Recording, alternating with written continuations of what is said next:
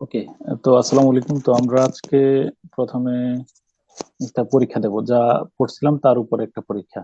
এবং আমি চাচ্ছি যে প্রতি বুধবার, সরি, বৃহস্পতিবারে, গ্রামারেও সেম ছিল, প্রতি বৃহস্পতিবারই একটা পরীক্ষা দিবা, হ্যাঁ?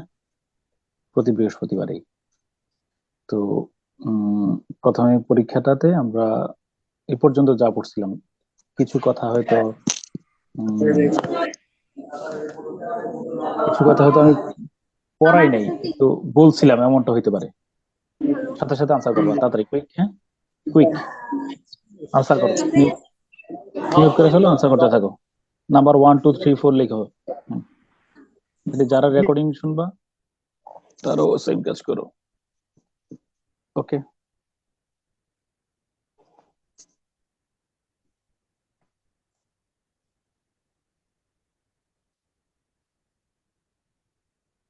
কিডস বিলংস টু, 1 থেকে 4 পর্যন্ত দ্রুত আগে আগাও। আমি একটু ব্রেকফাস্ট সেরে নিই, হ্যাঁ। 1 থেকে 4 পর্যন্ত হলে আমার একটু বললো, তাহলে আমি 4 থেকে ইয়ে করবো, হ্যাঁ। আমার একটু আওয়াজ করো।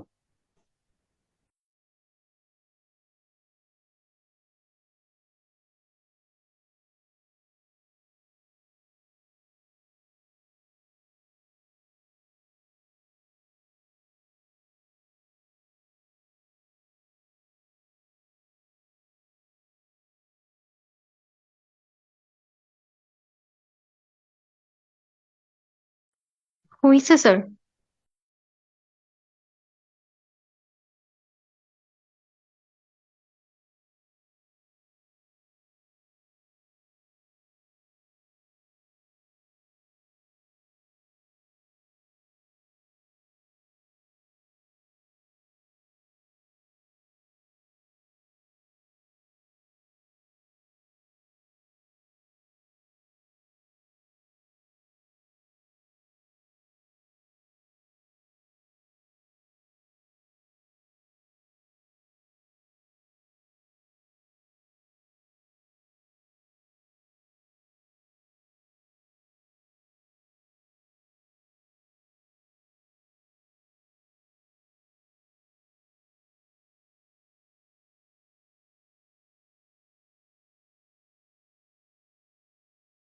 হয়েছে স্যার। নয়।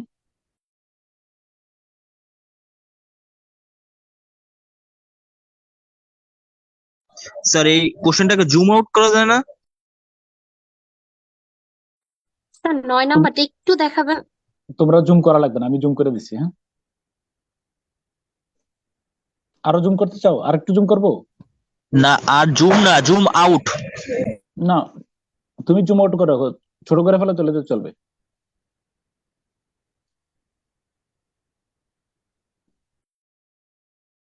হ্যাঁ স্যার, হয়েছে।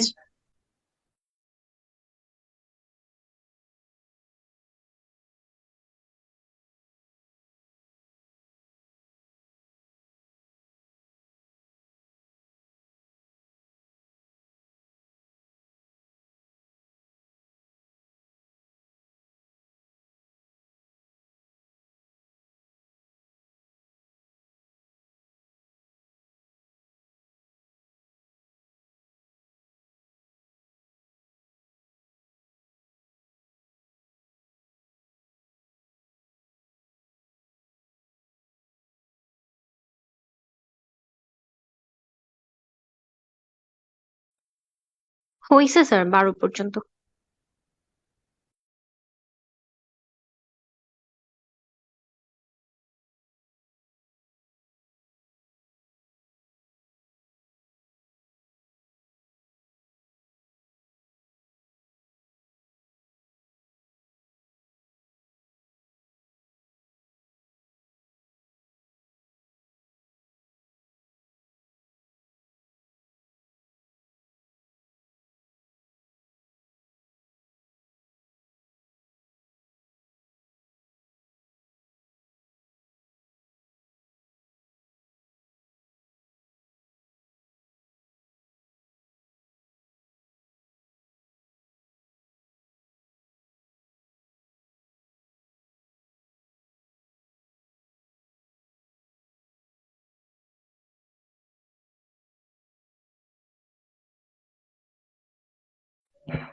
স্যার 12টা একটু দেখবো।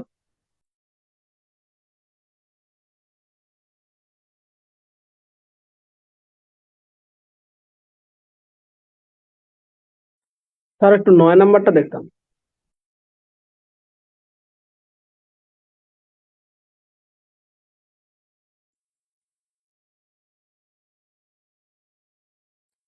স্যার 12।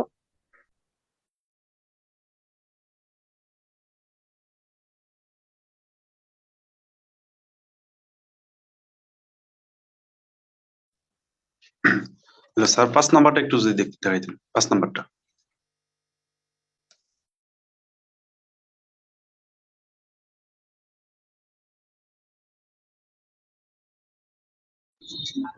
এক দুই তিনটা একটু দেখান স্যার। স্যার 3-এ আনসার দেয়া আছে, ভুলে হয়তো। স্যার অনেকগুলোর অ্যান্সার আবার আন্ডারলাইন করা। না, আন্ডারলাইন করা না। ওই যে এটা আন্ডারলাইন না, এটা হলো রেড চিহ্ন, আন্ডারলাইন না এটা।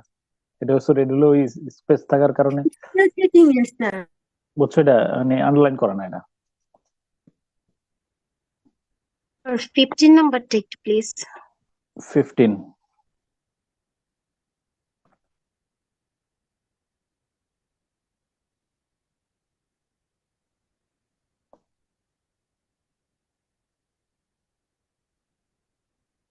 ওকে, বলবো? ডান, জি হ্যাঁ? স্যার। একটু জুম করে দেন যাতে স্ক্রিনশট দিতে পারি। আচ্ছা, না উত্তরটা স্ক্রিনশট দিও তাহলে চলবে। হ্যাঁ, উত্তরটা দিলে হবে। Okay sir. হ্যাঁ।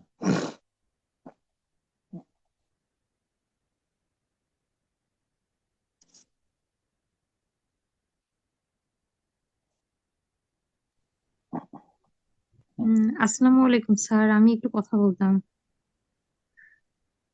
বলো। হ্যাঁ, স্যার বলো। বলছি যে আমার একটু আর কি মানে ইংলিশ লিটারেচারে একটু প্রবলেম ছিল, পরে আলহামদুলিল্লাহ এখন অনেকটাই ভালো। এই সাবজেক্টটা নিয়ে অনেক ভয় ছিল আমার, এখন অনেকটাই আর কি প্রিয় সাবজেক্ট হয়েছে। এখন আমার একটু সমস্যা হচ্ছে গ্রামারের। এখন আর কি আপনার গ্রামারের আলাদা কোনো ব্যাচ আছে কিনা, যদি বলতে এই পারবেন ব্যাচের আর পরে কি। ঘোষণা পাইবা, কিন্তু গ্রামারে অনেক ধৈর্য ধরতে হবে। এটা অনেক গ্রামার তো একটু বেশি সময় লেগে যায়। হ্যাঁ, ধৈর্য ধরে যদি কন্টিনিউ করো তাহলে আহ, এই যারা গ্রামার ব্যাচে আছো, এটা অনেক ধৈর্যের বিষয়। কেন একটু বলো তো, মানে একটু লেন্দি হচ্ছে না আমাদের ক্লাসগুলো? জি স্যার। স্যার জি স্যার, কিন্তু অনেক ল্যান্দি হইলে জি স্যার স্যার। অনেক ইফেক্টিভ স্যার। এখন স্যার মানে যদি নতুন করে সুবিধা হয় আমার জন্য সামনে তাহলে পাইবা, অ্যাড করে না। ইমিডিয়েটলি নোটিশ পাইবা। হ্যাঁ, জি ওকে, ইনশাল্লাহ। আসসালামু আলাইকুম স্যার। হুম। স্যার আমি শায়লা, আপনাকে হোয়াটসঅ্যাপে একটু নক করছিলাম।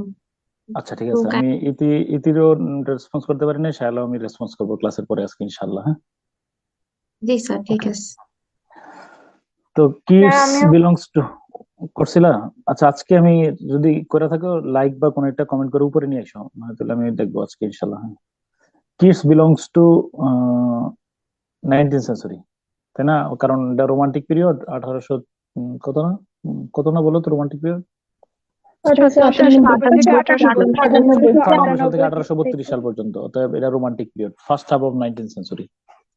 First half of 19th century. ওকে।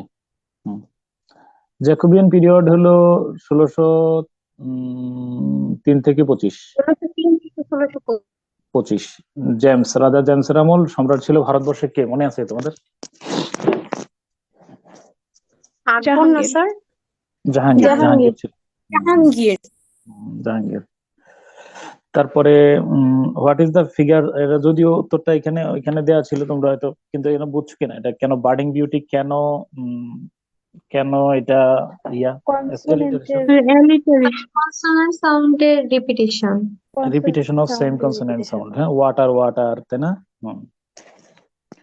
আচ্ছা, তারপরে বার্ডিং বিউটি গেল।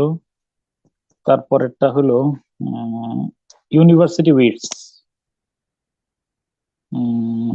এর মধ্যে শেক্সপিয়র তো না, টমাস গ্রেও না, রবার্ট গ্রিন, মানে এটা কিন্তু ওই এক দফায় পড়ছিলাম নিচে, যে খ্রিস্টোফ মার্লো, তারপরে ওই যে শেক্সপিয়ারের শীটের মধ্যে ছিল না বলো তো? জি স্যার, টোটাল 7 জন।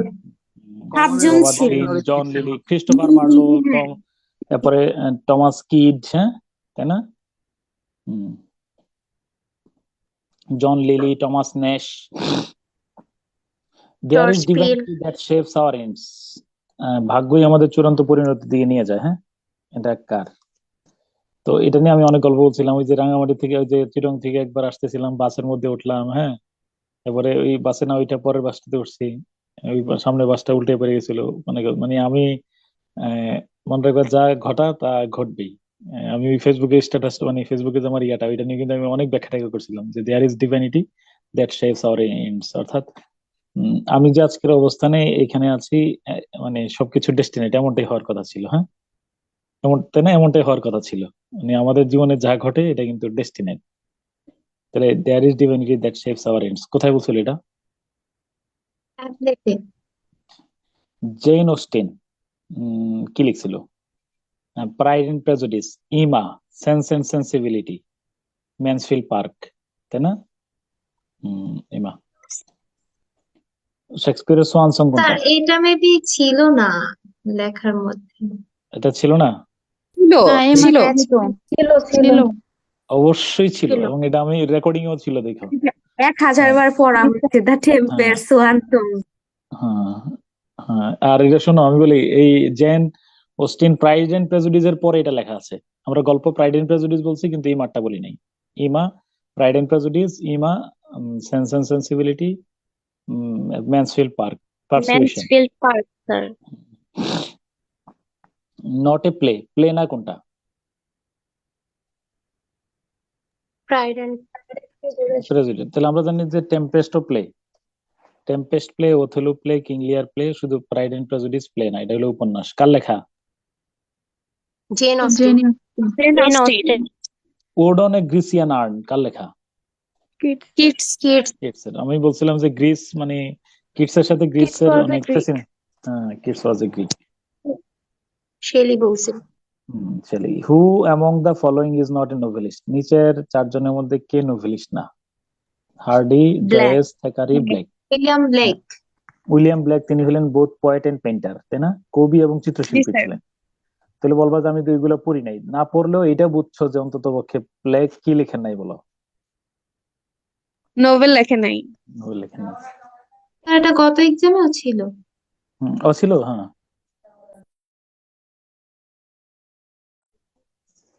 তারপরে এবার বলো, Christopher Marlowe is Shakespeare's successor, predecessor, contemporary, mentor? Predecessor আর কন্টেম্পোরারি দুইটাই। দুইটাই থাকলে আমরা কোনটা নেব বলো? প্রিডিসেসর। কারণ Predecessor। আমরা বলছি যে শেক্সপিয়ার, এই যে শেক্সপিয়ারকে অনুসরণ করে পরে নাট্যকার সেরা হয়েছেন তোর মার্লোকে অনুসরণ, মার্লো মারা যাওয়ার পরে সেরা হয়েছেন শেক্সপিয়ার, শেক্সপিয়ার মারা যাওয়ার পরে হয়েছেন Ben Jonson. Which is not true of an English sonnet? It has 14 lines. ঠিক আছে কিনা এটা? ঠিক আছে। এটা ঠিক আছে it is sir. Written in iambic pentameter. শেক্সপিয়ারের সনেট গুলো অবশ্যই 10 সিলেবল করে, দেখছো না আইএমবিক পেন্টামিটার? ঠিক আছে। 5 ফিট। 5 ফিট মানে হলো মানে এই যে 2 সিলেবল 1 ফিট আর কি। ওকে, তাহলে ইট হ্যাজ 10 সিলেবল। 14 সিলেবলস, এই কথা কি ঠিক না 10 সিলেবল ঠিক? Sir 10 syllable. 10 সিলেবল, তো 14 সিলেবল না। বাংলায় আবার ঠিক আছে, কিন্তু বাংলায় কিন্তু এক কয়টা অক্ষর থাকবে বলো তো? 14টা।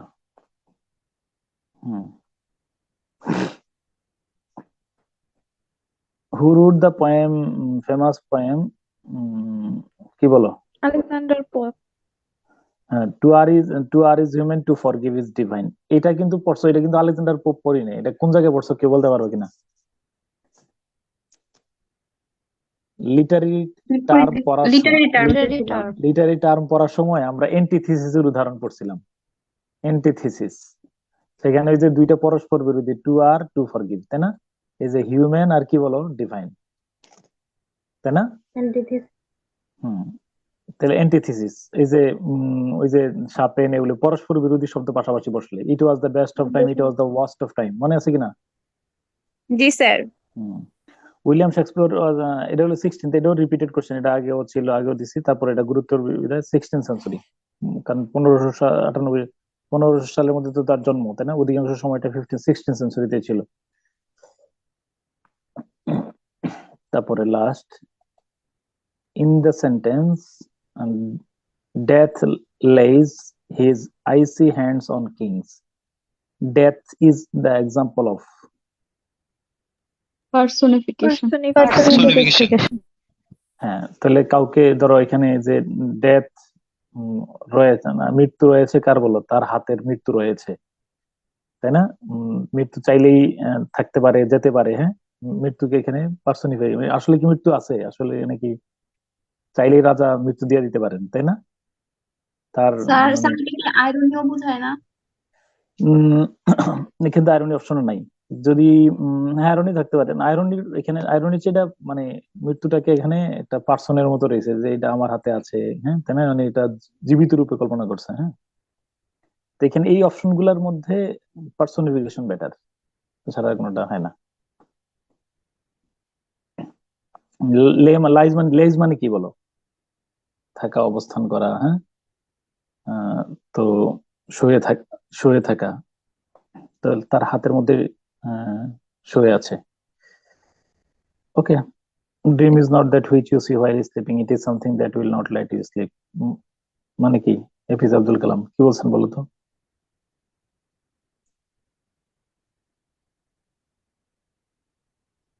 মানুষ ঘুমিয়ে যে দেখে তা স্বপ্ন না? স্বপ্ন কি? কত পাইছো? 14, 12। ওকে, নাম্বার, আরো নাম্বার লিখো, কে কত পাইছো? 13। হ্যাঁ, স্যার আনকনসিয়াসলি কিছু ভুল স্যার, এটা প্রত্যেক পরীক্ষায় হয় স্যার। কোন জায়গায়? কোন জায়গায়? ছোট পরীক্ষায় স্যার, এই যে মানে সেঞ্চুরিটা এখানে মানে আমি মনে মনে ভাবতেছি যে উত্তর এটাই, কিন্তু তাকানোর সময় স্যার ওইটা এরকম করে ওইটাই ফেলছি। করছো? হ্যাঁ, স্যার এটা এত ছোট আচ্ছা, পরীক্ষা, এটা তো 10-এর নিচে যারা নামছো তারা একটু আমার বলো, 10 পর্যন্ত যারা আছো, ঠিক আছে? 10-এর নিচে যারা নামছো মানে কি প্রবলেমটা হইতে ফেস করতেছো? ডিভিশন দাও নেই, 13 পাইছো, ভালো, জি আলহামদুলিল্লাহ। স্যার আছি, আমি 10 আছি কেন কেন? স্যার। কেন? তো প্রিপারেশন ভালো ছিল না তাই। মানে বাসায় মানে আবার সাথে কিন্তু পড়তে হবে, না দিয়ে না জি। দশ আসছে। ভুল হয়েছে কোথায় কোথায়?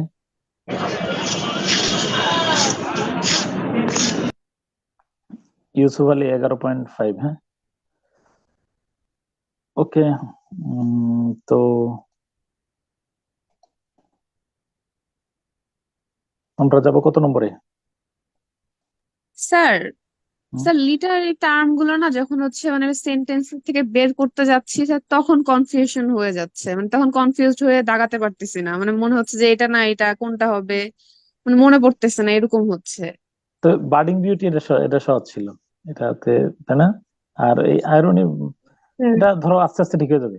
প্রথম দফায় তো যখন বেশ কিছু পরীক্ষা দিবা, মানে রিভিউ করবা, তখন দেখবা যে অনেকটা ইমপ্রুভ করে স্যার ফেলছো আমার ইনশাআল্লাহ। কাছে স্যার কোটেশন গুলো স্যার এক্সাম্পল মনে থাকলেই স্যার কমপ্লিট। ইজি লাগে, কিন্তু যখন বলতে যাই বা হচ্ছে হুট করে কোনো একটা টার্ম ধীরে ধীরে ঠিক হয়ে যাবে করতে ইনশাআল্লাহ। চাই, ডিফাইন করতে চাই, তখন প্রবলেম হয়। প্রথম দিকে একটু ধরো, তারপরে তো ইমপ্রুভ করতেছো ইনশাআল্লাহ, ঠিক হয়ে যাবে। শেষের দিকে দেখবা যে যখন অনেকবার শুনবা, তখন দেখবা যে যেটা একাধিকবার শুনতেছো এখানে কিন্তু তুমি ভালো করতেছো। খেয়াল করছো? যে জি তথ্যটা স্যার। রিপিটেডলি শুনছো, এটা কিন্তু তুমি মিস করতেছো না। জি স্যার, ওইটা মনে থাকতেছে।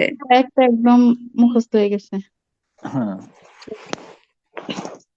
আচ্ছা, তাহলে আমরা লিটারি টার্মের কয়েকটা লিটারি টার্ম নিয়ে লাস্টে একটু রিভাইজ করার কথা ছিল, এটা করে তারপর আমরা আবার চলে আসবো ইয়াতে।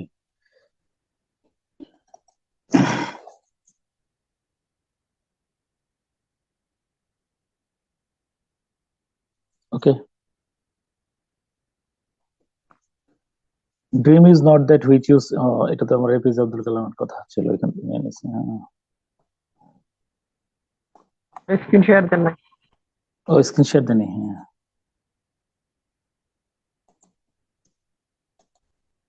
আসসালামু আলাইকুম স্যার। ওয়ালাইকুম আসসালাম। স্যার, আমি একটা ব্যাপারে জানতে চাচ্ছিলাম, আপনি হচ্ছে এমনিতে নেক্সট ব্যাচ কবে নেবেন গ্রামারের? ইমিডিয়েটলি নোটেশন বা কিছুদিনের মধ্যে, স্যার আপনি 3-4 বলছেন যে নোট বলে দিবেন, ওটা কি গ্রুপে? হ্যাঁ হ্যাঁ ইমিডিয়েটলি কয়েকদিনের মধ্যে পাইবা। নাজমুল ভাই আচ্ছা জানাবেন। আচ্ছা তাহলে ওড হলো ওই যে যেটা আমরা তো আগে পড়ছিলাম, ওড হলো it is a lyric poem that begins with grief and agony and ends with কি বলো কনসোলেশন, তাই না? সান্ত্বনা দিয়ে শুরু হয়,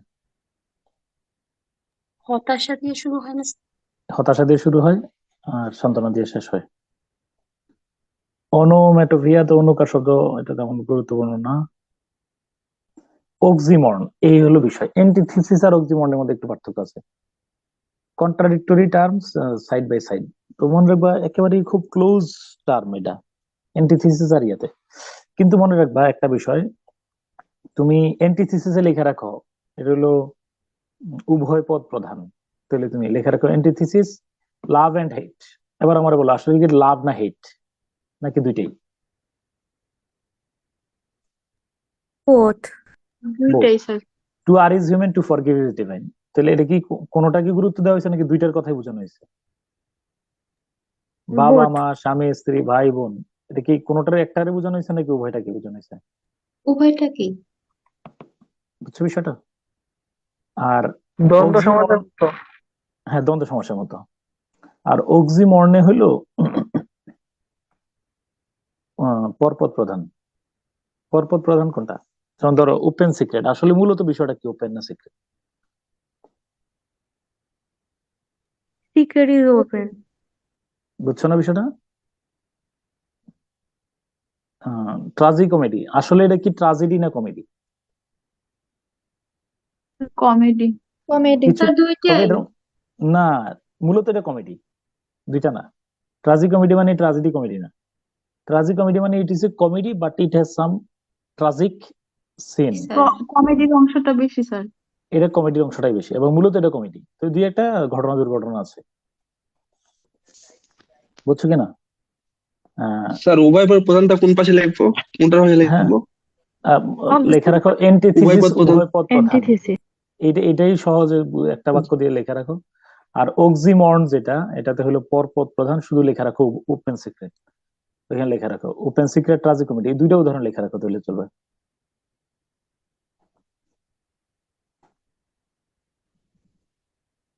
ওকে হ্যাঁ, আচ্ছা আসো সামনে পাইবা। আচ্ছা এন্টিথিসিস এর উদাহরণটা কি বলছিলেন? Antithesis love and hate, war and peace, good and evil, best and worst. আচ্ছা প্যারাডক্স কি মাথায় আছে কিনা? প্যারাডক্স জি স্যার। মানে কি? দুটি বিষয়ের মধ্যে প্রকৃতি বিরোধ নাই, প্রথমে কিন্তু অনেক জায়গায় অযৌক্তিক বিরোধ মনে আছে। হলেও পরে যৌক্তিক। হ্যাঁ হ্যাঁ এটাই, এই যে প্যাশেন্স ইজ বিটার বললেন যে ধৈর্য তিক্ত, কিন্তু তিক্ত হইলে সুইট কিভাবে হয়? জিনিসটা যদি তিতা হয় ফল কেমনি মধুর হয়? প্রথম চিন্তা করলাম যে না ধৈর্য ধরলে তো ইয়া, child is the father of one, I know that I know nothing anything. Socrates বললেন যে আমি জানি, বললেন যে আপনি জানেন, জানতা, এখন বলতেছে যে আপনি কিছু জানেন না। পরস্পর বিরোধী শব্দ যখন পাশাপাশি বসে, আই এম নো বডি, ধর আই এম নো বডি, এটা কিন্তু প্যারাডক্স। আর আমি দেখতেছি আপনি আস্ত একটা বডি, বলছেন আপনি নো বডি, মানে তাহলে আসলে আমি কেউ না, আমরা none is to none under the sun, তাই না? ইজি। সে হ্যামলেটের মধ্যে এটা বলছিলেন যে be cruel, I must be cruel to be kind.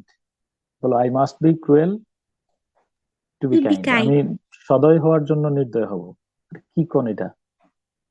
সদয় নির্দয় হয়ে কেমনি সদয় হওয়ার জন্য? তাহলে বোঝা গেল যে আমি আমার সামনে যত অপরাধ টপরাধ আছে এগুলো আমি বরদাস্ত করবো না। এই যে তোমার ভুল কাজে বাধা দেওয়াটাই হলো তোমার প্রতি আমার কি বলো সদয় হওয়া। তোমার ভুল কাজের ব্যাপারে কঠোর হওয়াটাই আমার জন্য সদয় হওয়া।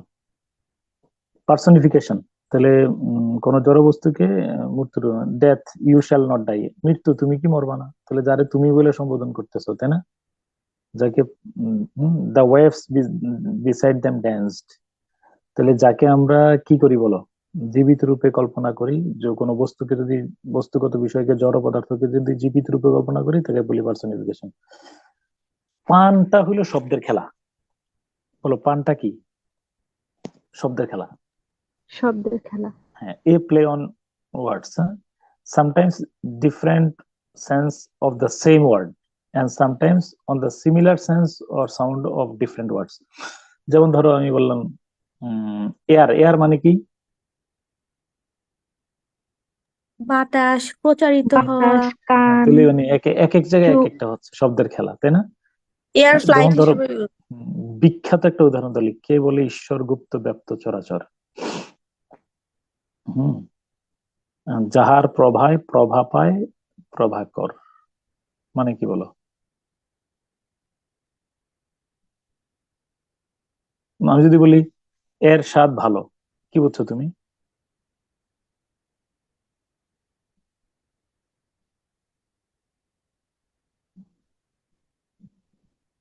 বুঝি নাই কি বলছেন স্যার। মানে এর স্বাদ ভালো, এর স্বাদ ভালো। এর টেস্ট ভালো। হ্যাঁ, কি? এর স্বাদ আবার বলছেন? স্বাদ, এর স্বাদ, নাম মানে এটা একটা, তুমি আমার কথা, একটা নাম হ্যাঁ, অথবা একটা হ্যাঁ, খাবারের স্বাদ। হ্যাঁ খাবার, মানে এটা হলো উচ্চারণের কারণে হইতে পারে। আবার যদি বলি, যেমন ধরো কে বলে ঈশ্বর গুপ্ত ব্যপ্ত চরাচর, কাদেরকে ডাকো, কাদেরকে ডাকো? আব্দুল কাদের, হ্যাঁ, কাদের হইতে ওবায়দুল পারে, আবার কাদের। ওবায়দুল কাদের হইতে পারে, বা কাদেরকে ডাকতেছো তুমি? ওকে, কে বলে ঈশ্বর, কে বলে ঈশ্বর গুপ্ত ব্যপ্ত চরাচর, হ্যাঁ, তাহা যাহার প্রভা পায় প্রভাকর। ঈশ্বর মানে কে? যদি তুমি ঈশ্বরে মনে করো যে স্রষ্টা, কে বললো স্রষ্টা লুকিয়ে আছেন? তিনি ব্যপ্ত, সারা বিশ্বব্যাপী তার চরাচর, তার অবস্থান, তাই না? যাহার প্রভা পায় প্রভাকর, মানে তার ইশারায় তো সকালবেলা প্রভাকর, মানে কি হলো? সূর্য। আবার যদি মনে করো যে ঈশ্বর দিয়ে তুমি বলো যে কে বলে কবি ঈশ্বরচন্দ্র গুপ্ত মানে কে বলে কবি ঈশ্বরচন্দ্র লুকাই আছেন, হ্যাঁ, ব্যপ্ত চরাচর, তিনি তো, তার কিন্তু আমরা সবসময় দেখি, কেমনে দেখি? তার ইশারায় তো, তার মাধ্যমেই তো, কি বলো? প্রভাকর মানে কার? ঈশ্বর গুপ্তের পত্রিকার নাম কি বলো? সংবাদ। প্রভাকর। প্রভাকর। বিখ্যাত পানের একটা উদাহরণ হলো এ ফেয়ারওয়েল টু আর্মস। বলো কি? এ ফেয়ারওয়েল টু আর্মস মানে কি?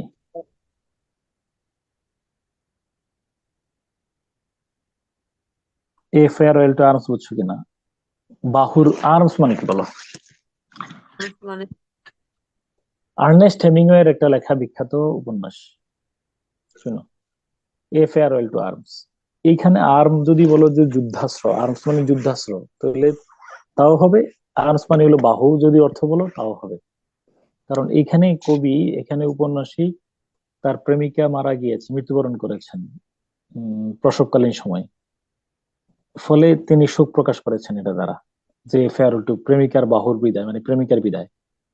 একই সাথে এ ফেয়ারওয়েল টু আর্মস দ্বারা তিনি কাকে বুঝিয়েছেন বলো?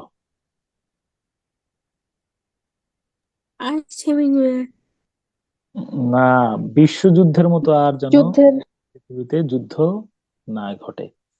তাহলে এই আর্মস একটা শব্দকে দ্বারা তিনি কয়টা বিষয়কে বুঝাইছেন বলো? আর্মস এর অর্থ তুমি যদি বলো প্রেমিকার বিদায়, তাহলে প্রেমের উপন্যাস মনে করলেও হবে, আবার একটা যুদ্ধবিরোধী উপন্যাস মনে করলেও হবে।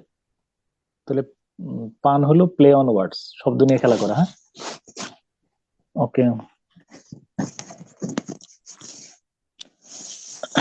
ওকে।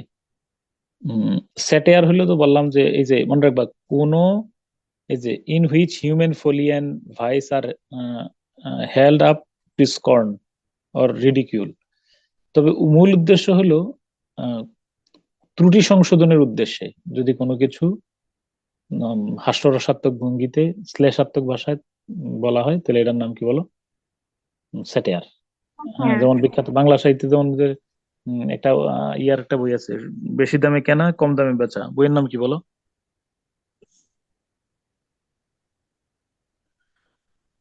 স্যাটায়ারে থাকবে ত্রুটি বিচ্যুতির গায়ে চিনি মাখানো চাবুক, যেটাকে বলা হয়। মানে তুমি বললাম না যে তোমার মনে হয় যেন সে আমাকে হাসাচ্ছে, কাতুকুতু দিচ্ছে, কিন্তু আসলে কি হাসাচ্ছে নাকি আমাকে আঘাত করছে? আঘাত করছে। তাই না? দেখবা যে এই, ওকে। তারপরে সিমিলি কি আরো লাগবে? সিমিলি না স্যার। এই যে এটা দেখো, এস মানে সিমিলি, এম মানে মেটাফর। ইউ আর, ও বলতেছে ও কারে বলতেছে? মোটু। মোটু পাতলুকে বলতেছে। মোটু কি বলতেছে বলো? You are as skinny as a rail. তুমি রেল লাইনের শিকের মতো পাতলা। হুম। হ্যাঁ, পাতলু কি বলতেছে? And And you you are a are a mountain. You are কি বলো? mountain. Mountain. মানে পাহাড়ের মতো। বলো তুমি যে একটা পাহাড়ের মতো, তাহলে বলো কোনটা metaphor? You are a mountain. Mountain. You are as big as a mountain, এটা হলো সিমিলি হইতো, তাই না? হুম। হ্যাঁ, আর Metaphor. হ্যাঁ হ্যাঁ, ইউ আর এ রেইল যদি বলতো তাহলে কি বলো? এটা ইয়ে হইতো। তাহলে অ্যাজ লাইক দ্বারা তুলনা করলে সেটা সিমিলি, সরাসরি তুলনা করলে মেটাফর। আশা করি ক্লিয়ার।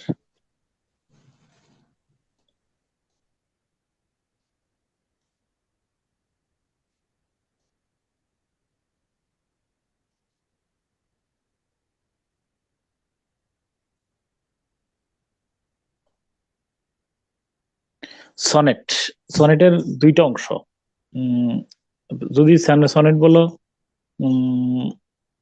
হ্যাঁ, তাহলে sonnet is a poem of 14 lines, using any number of, লাগবে না, একটা রাইম স্কিম থাকে না, এবি শেক্সপিয়ার যেমন AB CD CD F. In English typically having 10 syllables per line. সাধারণত ইংলিশ সনেটে কয়টা করে থাকে এক বাক্যে সিলেবল? 10টা। 10টা। 10 সিলেবলে কয় মিটার? পেন্টামিটার। 5 মিটার। 5 মিটার বা 5 ফিট, 5 যেটা বলো, 5 মিটার। ফিট। 5 ফিট আর 5 মিটার, সমস্যা নেই। ওকে, এই যে তাহলে সনেটের মধ্যে কিন্তু অষ্টক আর ষষ্ঠক আছে। প্রথম 8 লাইনকে বলা হয় অষ্টক, অক্টেভ, আর শেষের থেকে ষষ্ঠক, শতক। কিন্তু শেক্সপিয়র কি এই অষ্টক শতক মেনে নিয়েছেন কিনা? না না, শেক্সপিয়ার এটা 4 4 4 2। এটা তাই না? A B CD C D E F E F G, তাই না?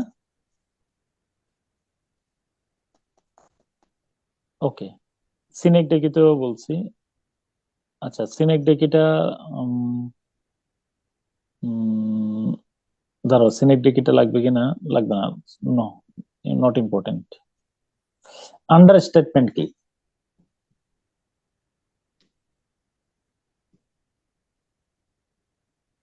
আন্ডার স্টেটমেন্ট হলো less important or serious than it is. বললো যে, যেমন ধরো একটা বিখ্যাত আন্ডার স্টেটমেন্টের ঘটনা শোনো। ব্রিটিশের, দেখো, একটু একজন পড়ে শোনো ওই অংশটা।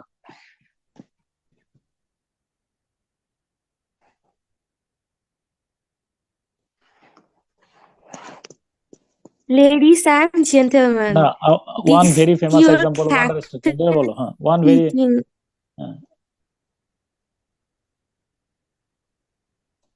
One very famous example of understatement occurred during plane crash a plane crash in 1982. After all 4 engines of British Airways Flight 9 failed due to volcanic ash, the captain of the flight তাহলে কি হয়েছে? made the চারটা following ইঞ্জিনই, British Airways এর flight 9 এর 4টা ইঞ্জিনই কি হয়েছিল বলো? অকেজো হয়ে গিয়েছিল, তাই না? ভলকানিক গ্যাসের কারণে 4টা ইঞ্জিনই হয়ে গেছে। এখন তখন ক্যাপ্টেন ইয়াদেরকে বললেন, ঘোষণা দিলেন, ladies and gentleman. Ladies and gentlemen, this is your captain speaking. We have a small problem. All 4 tension engines নেন না, আমরা have ছোট্ট একটা সমস্যায় পড়ছি। আমাদের 4টা ইঞ্জিন বন্ধ, স্টপ হয়ে গেছে। এরপরে আমরা খুব দ্রুতই আমাদের কাঙ্ক্ষিত গন্তব্যে চলে যাব। I trust you are not too much distress. আমি বিশ্বাস করি আপনারা খুব আতঙ্কিত হন নাই। এই ঘোষণা শেষ করতেই তারা কাঙ্ক্ষিত গন্তব্যে চলে গেছেন। স্যার। বুঝছো কিনা বিষয়টা? জি স্যার। মানে 4টা ইঞ্জিন বন্ধ হয়ে গেছে, এখনই বিমানটা ক্র্যাশ হবে। উনি বলতেছে, উনি যাত্রীদেরকে কি বললো যে, ভদ্রমহিলা, একটা Small উদাহরণ problem. দিই। ছোট্ট একটা আমাদের প্রবলেম করছি, NIA আমাদের সব 4টা। ইন্টারভিউ ফাঁস হয়ে গেছে, এটা কোনো বড় ক্ষতির কারণ হবে না। হ্যাঁ, স্যার মানে তাহলে টাইটানিকেও স্যার এরকম ছিল স্যার। হ্যাঁ হ্যাঁ, বড় ঘটনাকে ছোট করে বলা আর ছোট ঘটনাকে কি বলা। এই যে ধরো এক লোক মানে রেস্টুরেন্টে এসে তার ইয়েটা হারাই ফেলছে, হারাই ফেলার পর মানে ব্রিফকেস রেখে খাওয়া দাওয়া করতেছিল, হারাই ফেলছে। এরপরে পরে খুঁজে পাচ্ছে না, পরে তো সে চিৎকার চেঁচামেচি করে পুরো এলাকায় একসাথে করে ফেলছে, বলছে যে আমার আধা ঘন্টার মধ্যে যদি আমার ব্রিফকেস বের করে না দেন, ওই দিনে যে কাণ্ড আমি ঘটাইছি আজকে সেই কাণ্ড ঘটাই ফেলবো, পরে সব দায়ভার আপনাদের নিতে হবে। ওরা তো সবাই মনে করছে কি পাগল কি না কি করে বসে। হ্যাঁ, সবাই আতঙ্কিত অস্থির হয়ে ওর চিৎকার চেঁচামেচিতে পরে খুঁজে পাইছে ইয়া কি ব্রিফকেস। ব্রিফকেস নিয়ে চলে যাচ্ছে, পরে বললো যে ভাই ওই দিন কি কাণ্ড ঘটাইছিলেন? বললো যে ওই দিনও সেম কি আমার একটা এরকম জিনিস হারাই ফেলছি, পরে আমি চিৎকার চেঁচামেচি করতে করতে হঠাৎ করে আমি সেন্সলেস হয়ে গেছি। কথা হচ্ছে কিনা? তাহলে ছোট ছোট ঘটনাকে কি করে বলা, বড় করে বলা, বড় ঘটনাকে ছোট করে বলার নাম কি? স্যার একটা তো ওভার স্টেটমেন্ট। আন্ডারস্টেটমেন্ট। আন্ডারস্টেটমেন্ট, হ্যাঁ ওকে। তো এই আর কি তো আমরা মোটামুটি ট্রাজেডি তো বুঝছোই তাই না? ট্রাজেডিতে নায়ক হবেন, তবে ট্রাজেডিতে ক্যাথারসিস থাকবে, এটা হলো মূল বিষয় তাই না? সিনিক কোটা নাকি বলছিলেন? সিনিকটা কি লাগবে না, আমি বেশ কয়েকটা টার্ম এড়াই গেছি, মাথায় নিয়ে চাপ প্রেশার বাড়াইও না। ট্রাজেডিটা বলেন স্যার, কি বলছেন? ট্রাজেডিটাতে ট্রাজেডিতে হইলো মুদ্রা কথা হলো ট্রাজেডির নায়ক হবেন N average type of personality. একেবারে দেখবা যে খুব অতি ভালো মানুষ অতি খারাপ মানুষ ট্রাজেডির নায়ক হবেন না। নায়কের একটা ট্রাজিক ফ্ল থাকবে, তিনি কোন একটা কাজ ভুল করে বসবেন, ফলে তার উপর ক্যাটাস্ট্রফি বা আকস্মিক মহাদুর্যোগ নেমে আসবে। অর্থাৎ ভুল কি সে সন্দেহ করবে, এটাও ঠিক আছে, এই সন্দেহ করে যে সন্দেহ যাচাই না করা, এটা হলো তার ট্রাজিক ফ্ল। ফলে যাচাই না করে সে একটা ভুল কাজ করে ফেলবে। হ্যাঁ, ভুল কাজ মানে ওই সন্দেহ করে কারে মারে ফেলছে বলো তো একটু, ওথেলো ওয়াইড ডেসডেমোনাকে মারে ফেলছে, পরেই এই কারণে তাকে শেষ পর্যন্ত আত্মহত্যা করা লাগলো। ঠিক আছে কিনা? তাহলে তার উপর ক্যাটাস্ট্রফি মানে আকস্মিক ভাবে যখন সে হত্যা করছিল খুব আত্মবিশ্বাসী ছিল যে সে একজন দুষ্কৃতিকারীকে বা দুষ্ট রমণীকে হত্যা করছে, কিন্তু দেখা গেল যে না, আসলে সে ভুল কাজ করছে। একটি স্বার্থ বেলাট আর লিরিকের মধ্যে একটু কনফিউশন লাগতেছে। বেলাট আর লিরিক, বেলাট আর লিরিক একটু কনফিউশন। মনে রাখবা লিরিকটা ছোট, লিরিকটা অনেক ছোট হয়। লিরিক হলো একটা গান গায়ে শেষ করা যায়, কিন্তু বেলাড হলো কাহিনী কাব্য। বলো বেলাড মানে কি? কাহিনী কাব্য। কাহিনী কাব্য। কাহিনী কাব্য মানে কি? ও আমি তো না দেখে, আমি তোমার শেয়ার না করে এটা ইয়ে করছিলাম। বেলাড মানে হলো কাহিনী কাব্য। এই যে হ্যাঁ, বেলাড মানে কি বলো? কাহিনী কাব্য।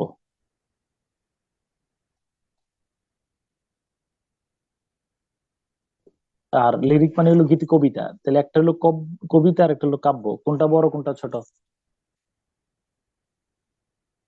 কাব্য বড়, বেলাট। ওকে, স্যার ঠিক লিডো আছে। টেস্টটা কি? লিটোর্স লাগবে না, কোনটা দ্বারা হলে লিটোর্স যেটা হলো বলো, একজন গতকালকে বলছিলাম, লিটোর্সটা কি বলো? ডাবল নেগেটিভ করে পজিটিভ হয়ে দুটা যাবে। নেগেটিভ মিলে তিনি অসুখী নন, সাধারণ নন, মানে কি বলো? এই যে নট ব্যাড, গুড, তাই না? নট আগলি মানে প্রিটি, নট অর্ডিনারি মানে এক্সট্রাঅর্ডিনারি। ওকে, হ্যাঁ। তারপর আসবে স্যার আরো অ্যালিগরির উদাহরণগুলো একটু বুঝতেছি না স্যার। অ্যালিগরি উদাহরণ একটু বুঝতেছেন? রূপক। রূপক মানে কি বলো?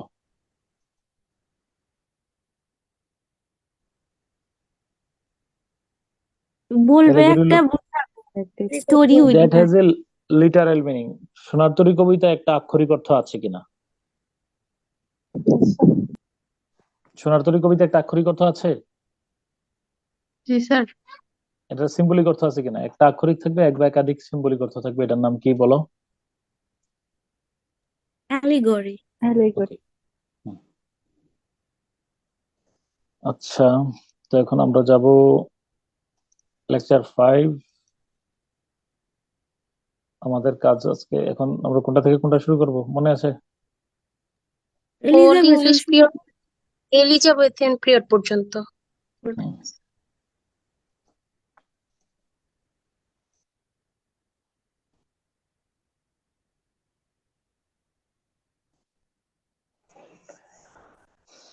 তো আসো, ওল্ড ইংলিশ পিরিয়ড, তাহলে 450 সাল থেকে 1066, এটার নাম হলো ওল্ড ইংলিশ পিরিয়ড।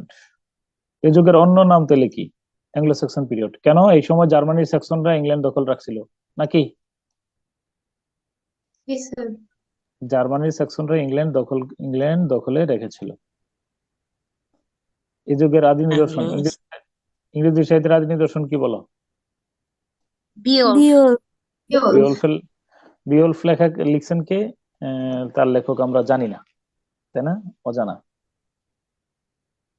কেন অজানা? আসলে ওই সময় জানার স্কোপ ছিল, অনেকগুলো পরে আবিষ্কৃত হয়েছে। চর্যাপদেও তো সেম অবস্থা। তাহলে বাংলা সাহিত্যে যেমন চর্যাপদ, ইংরেজি সাহিত্যে Beowulf. First monument of English literature, ইংরেজি সাহিত্যের আদি নিদর্শন, earliest epic in English literature in England. ইংল্যান্ডের আদি মহাকাব্য, প্রাচীন মহাকাব্য, ইংরেজি সাহিত্যের আদি নিদর্শন। এটা একটা মহাকাব্য। হ্যাঁ,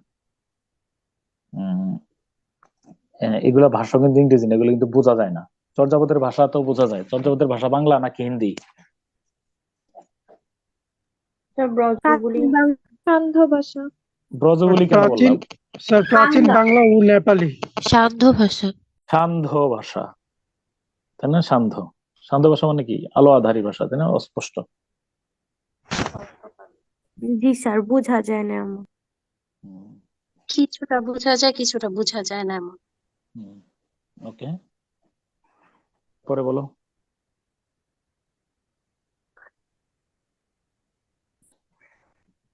না, এখানে বলবা যে গল্প কি, নায়কের একটু শুধু এই অংশটা পড়ে শোনাও, এই অংশটা পড়ে শোনাও, আর গল্প লাগবে না।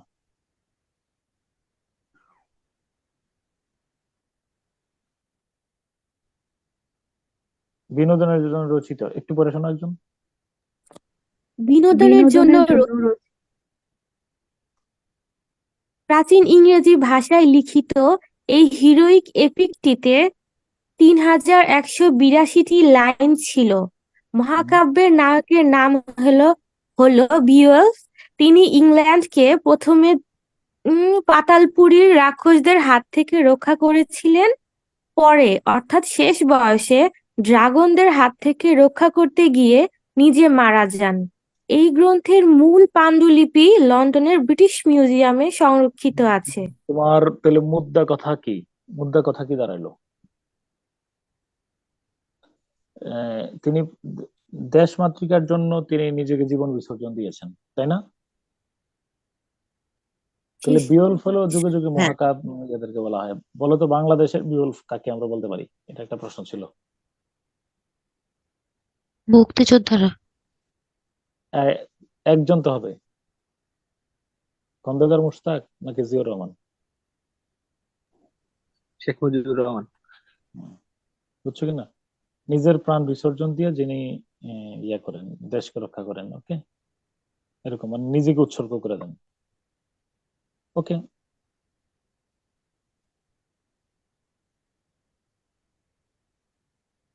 আচ্ছা।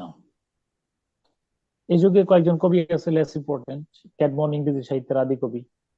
যেমন বাংলা সাহিত্যের আদি কবির নাম কি? লুইপা। স্যার আমাদেরকে ক্লাসে বলছিলেন আলু। আমি ক্লাসে অনেক ছন্দরন্ত শিখে না?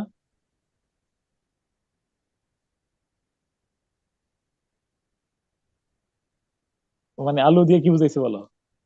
আদি কবি লুইপা আলু। আদি কবি লিখবে। হ্যাঁ, ওকে।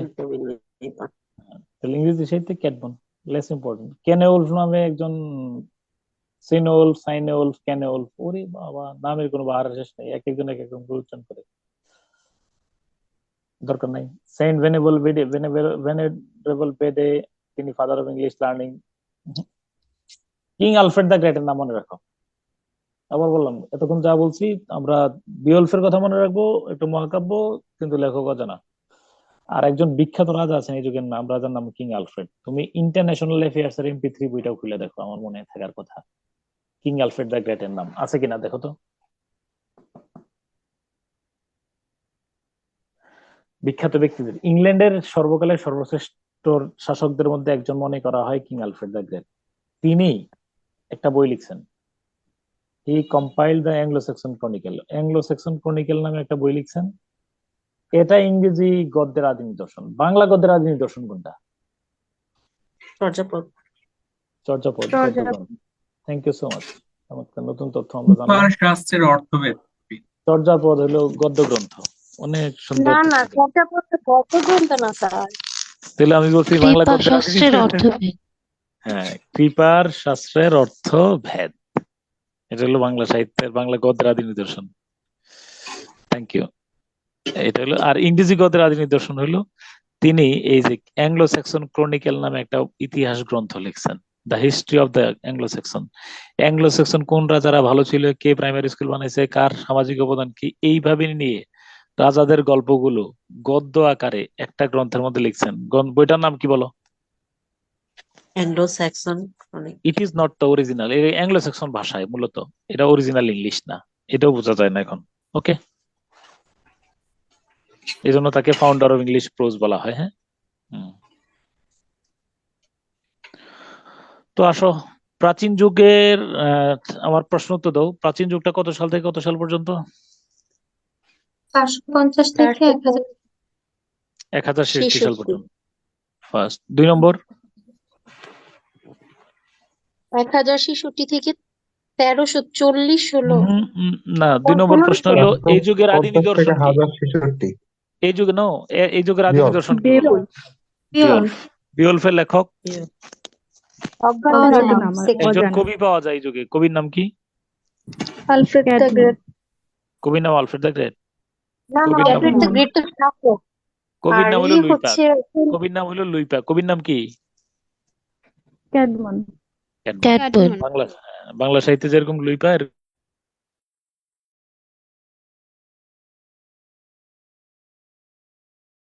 তার কথা শোনা যাচ্ছে না।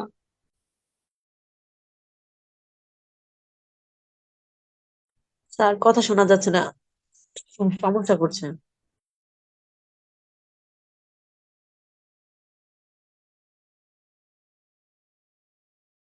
ও সরি, মিউট হয়ে গেছে হঠাৎ করে কেন?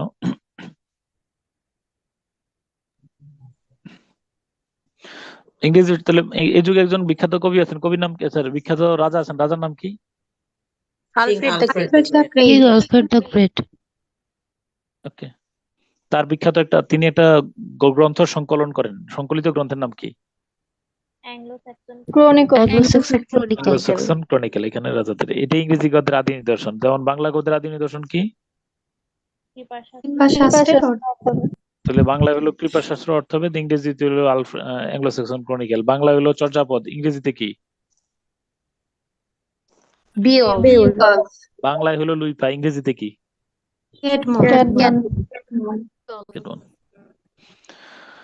মধ্যযুগ এর কথা যদি আমরা বলি, Middle English, Anglo Norman age of Chaucer, dark অথবা ব্যারেন পিরিয়ড। ওকে, 1066 সাল থেকে তো এটা আমাদের দরকার নাই। এই যুগে ধর্মীয় শিক্ষা সম্প্রসারণের উদ্দেশ্যে এই যুগের মধ্যে অক্সফোর্ড এবং কেমব্রিজ বিশ্ববিদ্যালয় প্রতিষ্ঠা হয়, এগুলো আমরা আগে জানছি। ম্যাগনা কার্টা পাস হয়, ইংলিশ পার্লামেন্ট প্রতিষ্ঠিত হয়, খ্রিস্টান এবং মুসলমানদের মধ্যে ক্রুসেড হয়। ক্রুসেড নাম শুনছো তো নিশ্চয়ই?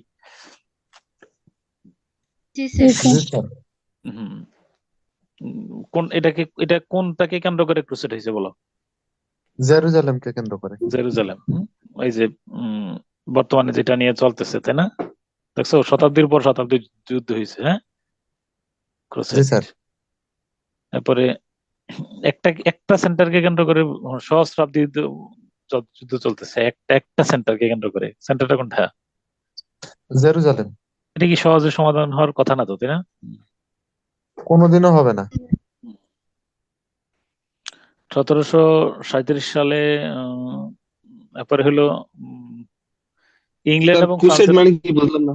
ক্রুসেড মানে হলো ক্রুসেড এই যে জেরুজালেমকে কেন্দ্র করে মুসলমানদের বিরুদ্ধে সম্মিলিত খ্রিস্টান বাহিনীর যে যুদ্ধ, এটার নাম কি বলো? ক্রুসেড। বিশাল ইতিহাস। সুলতান সালাউদ্দিন আইয়ুবীর নাম শুনছো কিনা?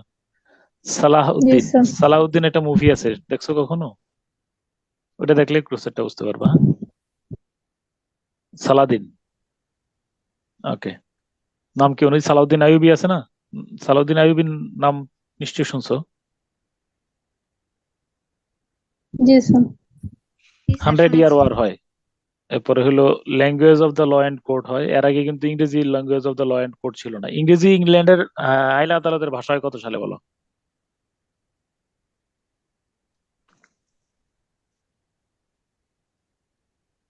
1362 সালে। কারণ কি? এর আগে কি ছিল? কখনো ফ্রান্স, জার্মান, তারপরে কখনো জার্মান, ফ্রেঞ্চ, কখনো জার্মান, কখনো ফ্রেঞ্চ ফ্রান্স। ভাষা ছিল, কখনো জার্মান ছিল। তো ইয়া ছিল। হ্যাঁ, 1340 সাল পর্যন্ত তো মানে আমরা দেখি যে কখনো একটা সময় ছিল এংলো নরম্যান, এরপরে একটা ছিল অ্যাংলো স্যাক্সন। তো ওরা রোমান, চলে যাওয়ার জার্মান, পরে ফ্রান্স। হ্যাঁ পরবর্তীতে ইংল্যান্ডে, কারণ যারাই আসছে, ধরো বাংলাদেশে ভারতে প্রথমে ভারতীয় উপমহাদেশে ফার্সি ভাষার পরিবর্তে ইংরেজিকে রাষ্ট্রভাষা করা হয় 1837 সালে, মনে রেখো। আবার তুমি মনে রাখবা, প্রথমে ভারতবর্ষে ছিল সংস্কৃত ভাষা টাষা ছিল, তাই কিনা? সংস্কৃত ভাষা থেকে যখন মোগলরা আসলো, তখন রাষ্ট্রভাষা কি হয়েছে বলতে পারবা? মোগলরা আসার পরে রাষ্ট্রভাষা কি হয়েছে? ফার্সি। ফার্সির পরে ইংলিশ, ইংরেজি। যখন ব্রিটিশরা চলে যান, তখন রাষ্ট্রভাষা আমরা চাইছি কি? বাংলা। আর ওনারা আমাদের পাকিস্তানিরা মতো কি করে চাপাই দিল আমাদের উপরে? উর্দু। ওকে, তো যারাই আসছেন শাসক, তারাই কিন্তু ভাষা চাপাই দিছেন, তাই কিনা? জি স্যার। ওকে,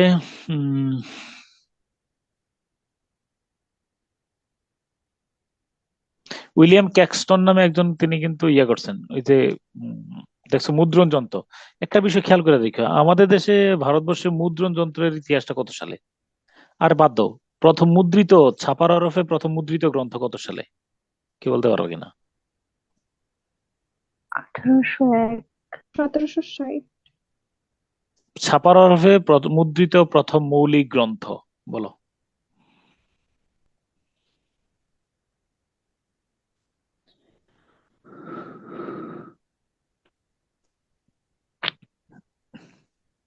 নাথানিয়েল ব্রাসের হ্যালহেডের গ্রন্থটা। না, ছাপার হরফে প্রথম মুদ্রিত গ্রন্থের নাম হইল রাজা প্রতাপাদিত্য চরিত্র। কার লেখা? এবং 21 সালে আরেকটা হইল কথোপকথন। কথোপকথন কার লেখা? রামরাম বসু। রামরাম বসু। আর কথোপকথন তিনি বাংলা রাজার মানে উইলিয়াম কেরি বাংলা শিখছেন কার কাছ থেকে? রামরাম বসুর কাছে। রামরাম বসুর কাছে। এই জন্য তাকে বলা হয় কেরি সাহেবের মুন্সি, তাই না?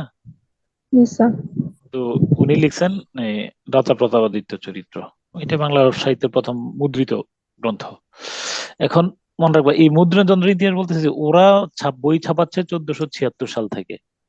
ওই 1476 সালে প্রথম ক্যান্টারবেরি টেলস ছাপা হয়। আর আমরা ছাপাইতেছি কত সালে বলো?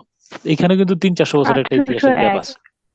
এখানে কিন্তু 350 বছরের একটা গ্যাপ আছে না? 350 বছরের একটা গ্যাপ আছে, অর্থাৎ বই ছাপানো, তাই না? মানে জ্ঞান বিজ্ঞানের প্রচার প্রসারটার ক্ষেত্রেও আমরা এখানে পিছিয়ে পড়ছি। ক্রিস্টোফার কলম্বাস আর হলো ভাস্কো দা গামা, একজন ভারতে পৌঁছান, আর একজন বাহামা দ্বীপ অবতরণের মাধ্যমে আমেরিকায় আবিষ্কার করেন। কুপারনিকাস এই সময় প্রমাণ করছিল the sun is the centre of all planets. এই কারণে তার ছাত্র জিয়ারদানো ব্রুনোকে আগুনে পড়ে হত্যা করা হয়। হাওয়েভার এই টোটালটাই ছিল। আবার এখানে মধ্যযুগের কথা যদি বলো, এখানে কিন্তু ইবনে বতুতার কথাও আমাদের এখানে আসতে পারে, তাই না? ইবনে বতুতা কিন্তু ভারতবর্ষে এই সময়টার মধ্যে আসছিলেন। হাওয়েভার এটা ছিল ওভারঅল মধ্যযুগের চিত্র আর কি। এই সময়টাতে, কোন সময়টা? 1500 সাল থেকে 1066 সাল থেকে 1500 সাল পর্যন্ত, এই সময়ের মধ্যে বিশ্বব্যাপী কি কি হয়েছিল এটার একটা চিত্র তোমার উপরে উপস্থাপন করলাম। তো এই টোটাল এই যুগের মধ্যে আমরা স্বাধীন হয়েছিল পরে, এই যে অ্যাংলো স্যাক্সন হ্যাঁ, ধীরে ধীরে ওরা মানে ফ্রান্স থেকে আলাদা হয়ে গেছে, বুঝছো? ফরাসি থেকে আলাদা হয়ে গেছে। কারণ ওই যে ওদের ভাইয়ের মধ্যে যারা ফ্রান্স থেকে আসছিল, ওদের মধ্যে ভাতৃঘাতী দ্বন্দ্বের কারণে ওরা আর পরে ফ্রান্সে ফিরে যাইতে পারেনি, পরে ধীরে ধীরে ওইখানে একাত্ম হয়ে গেছে। Geoffrey Chaucer. Geoffrey Chaucer. তো তার ব্যাপারে আমরা শুনছি, একটা কথা মনে রাখবো, father of English language literature. তবে তার লেখা সাহিত্য এখনো পড়া যায়, জন্য তার প্রথম প্রধান পদবি হলো father of English modern poetry. অর্থাৎ তিনি ইংরেজি ভাষা, ইংরেজি সাহিত্যের জনক, ইংরেজি ভাষার জনক, ইংরেজি সাহিত্যের জনক। কিন্তু তিনি লিখেছেন প্রথমে কবিতা, মনে রাখবো তিনি গদ্যে কিছু লিখেন নাই। তার কবিতা আজও পাঠযোগ্য, এখনো আমরা পড়ি এবং পড়তে পারি, এবং এই জন্য তাকে বলা হয় father of English modern poetry. তো একাধারে তিনি father of English language, English literature, এবং একই সাথে তার উপাধি হলো father of English modern poetry. কারণ তার আগে ইংরেজি ভাষায় লেখার মতো কোনো কবিতা আমরা পাই না। যা ছিল এর আগে যা পড়ছি সব অ্যাংলো স্যাক্সন ভাষায়। তার বিখ্যাত উক্তি time and tide wait for none. আচ্ছা, তার একটা বিখ্যাত গ্রন্থের নাম হলো ক্যান্টারবেরি টেলস। বলো নামটা কি? ক্যান্টারবেরির গল্প।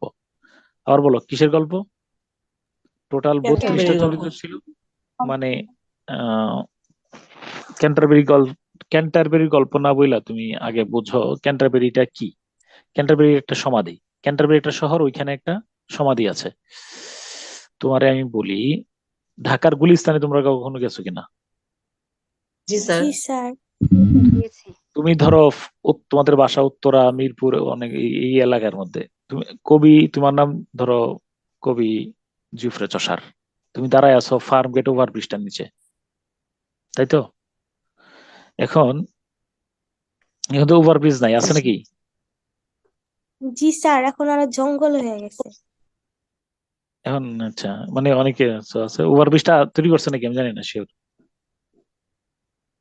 স্যার তো একটা ওভারব্রিজ স্যার করছে, তৈরি করছে, আচ্ছা। বড় করে বানাইছে এখন। আরো মডার্ন ওভারব্রিজ তৈরি করছে স্যার, মডার্ন। ভালো হয়েছে, আচ্ছা।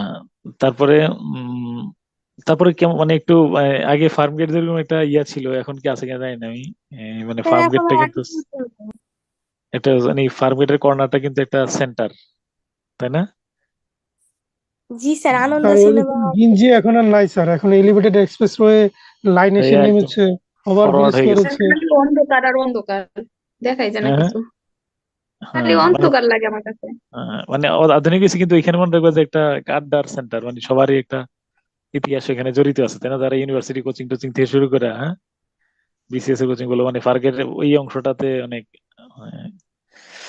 আচ্ছা, এখন কি বললাম? তুমি দাঁড়ায় আছো ফার্ম গেটে, ফার্ম গেটে দাঁড়ায় আছো। এর মধ্যে লোকেরা উত্তরা, মিরপুর ওই এলাকা থেকে যাচ্ছে গুলিস্তানে, গোলাপ শাহের মাজারে। তুমি কোন জায়গায় দাঁড়িয়ে আছো? ফার্ম গেটে। প্রত্যেকের কাছে যারা যাচ্ছে, কারা কারা প্রতি বছর যায় মাজার ওরসের দিন। একদম মুচি থেকে শুরু করে সেনাপতি পর্যন্ত সমাজের প্রত্যেকটা মানুষের প্রত্যেকটা চরিত্র সেখানে যায়। তুমি প্রত্যেকের কাছ থেকে স্টোরি টেলিং কম্পিটিশন, একটা গল্প বলার প্রতিযোগিতা দিয়া প্রত্যেকের কাছ থেকে তার জীবনের গল্পগুলা শুনলা। শুই না তাকে আবার, এই যে ধরো কোন একটা রেস্টুরেন্ট, স্টার হোটেলের মধ্যে বা কোন একটা রেস্টুরেন্টে তাকে ডিনারও করাই দিলা। ডিনার মানে কি? ডিনার মানে কোন সময়ের খাবার? সকালের খাবার, রাতের খাবার। রাতের খাবার।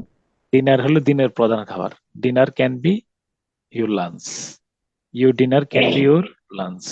দুপুরবেলা আমরা ডিনার করতে পারি। ডিনার হলো যেটা দিনের সাধারণত অনেক এলাকার মানুষ ডিনারটা রাতে খায়, এই জন্য ডিনারটা আমরা রাতের খাবার মনে করি।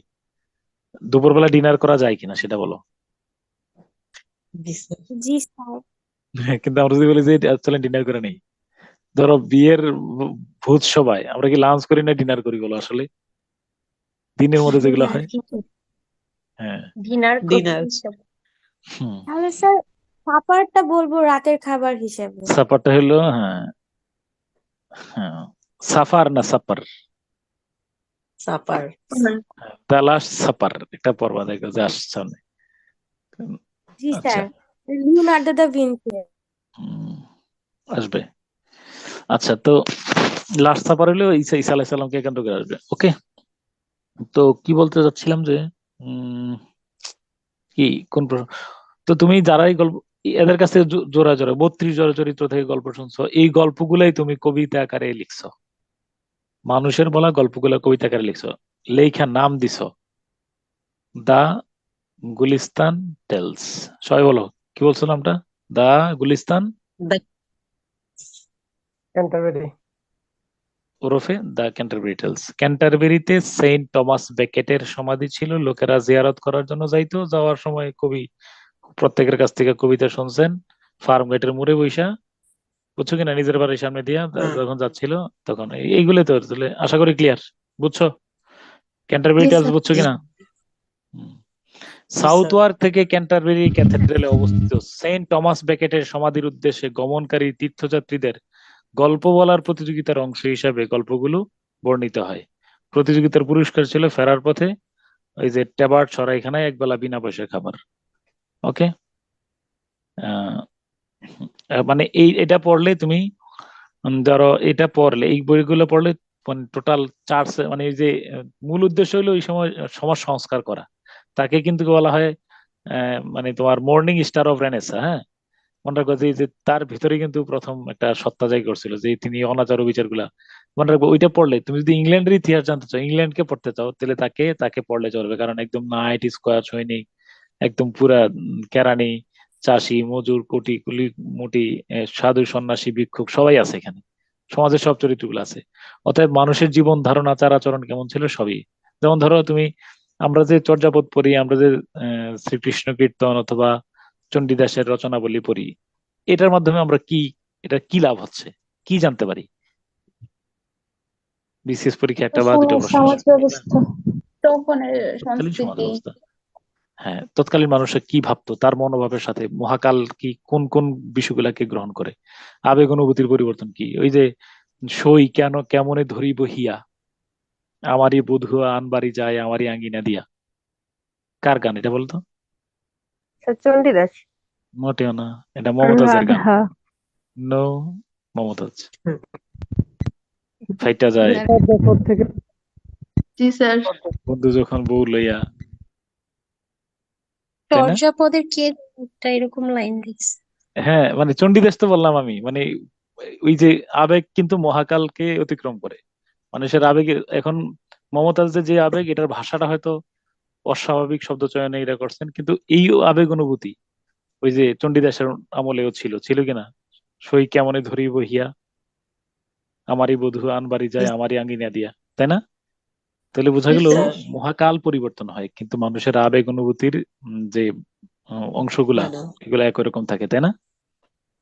জি স্যার। মানে মঞ্চ ঠিক থাকে, শুধু অভিনেতা অভিনেত্রী কি হয় বলো, পরিবর্তন হয়, তাই না? স্যার এই মহাকাল মানে কি? এটা, আপাতত ধরানো যে সময়ের বিবর্তন, মানে সময়ের বিবর্তন হয়। ধরো 1000 বছরের একটা ইতিহাস ধরো, ওই 1000 বছর আগে মানুষ ভালোবাসারে যেভাবে নিত, তার প্রেমিককে যেভাবে ভাবতো, প্রেমিকারে যেভাবে ভাবে, এখনো কিন্তু তার বিকল্প অন্য কিছু ভাবে না, একই রকম ভাবে। ওকে, শেষ। উইলিয়াম ল্যাংল্যান্ড, তার একটা বিখ্যাত কোটেশন আছে, তার বইয়ের নাম হলো পিয়ার্স প্লাউম্যান। তার একটা বিখ্যাত নাম হলো who will bell the cat, বিড়ালের গলায় ঘন্টি বাঁধবে কে। এটা এটা মানে কি আসলে বলে, এটা একটা প্রবাদ বাক্য হয়ে গেছে। Who will bell the cat মানে কি? Who will bell the cat মানে কি? দায়িত্ব নিয়ে কাজটা করবে কে? ইঁদুররা বিড়ালের যন্ত্রণায় মানে কিছু বলা করতে পারে। সহজ করা কঠিন। হ্যাঁ, ইঁদুররা বিড়ালের যন্ত্রণায় অস্থির। এখন ইঁদুর মহাসমাবেশ ডাকা হইলো, মহাসমাবেশে একজন প্রস্তাব করলেন যে আমরা বিড়ালের গলায় একটা ঘন্টি বেঁধে দেব, তো বিড়াল যখন আসবে তখন ঘন্টিটা ডং ডং করে বাজবে, আমরা সাথে দৌড়ে পালাই দেবো। একদম বিশাল করতালির সাথে সবাই উৎফুল্ল হয়ে বলে যে চমৎকার চমৎকার, বেশ অনেক দারুণ প্রস্তাব। কিন্তু শেষে প্রশ্ন হইলো বিড়ালের গলায় ঘন্টিটা বাঁধবে কে? এখন আর কেউ কি না বলো? বললো না। প্রস্তাবও চমৎকার, প্রস্তাবের উপস্থাপনও চমৎকার, সবই চমৎকার, কিন্তু এক্সিকিউট করার মতো কি নাই বলো? লোক নাই। লোক না। Who will bell the cat. দেশের সংস্কার করতে হবে, দেশে এটা করে ফেলতে হবে, ওইটা করে ফেলতে হবে, কিন্তু যখন আমরা দায়িত্ব বর্তমান পাই রাজনৈতিক পরিস্থিতি এই অবস্থা sir. Sure sure who will bell the cat, যে যায়। কি বলো তুমি, একটা বিষয় তুমি ভাবতে পারতেছো যে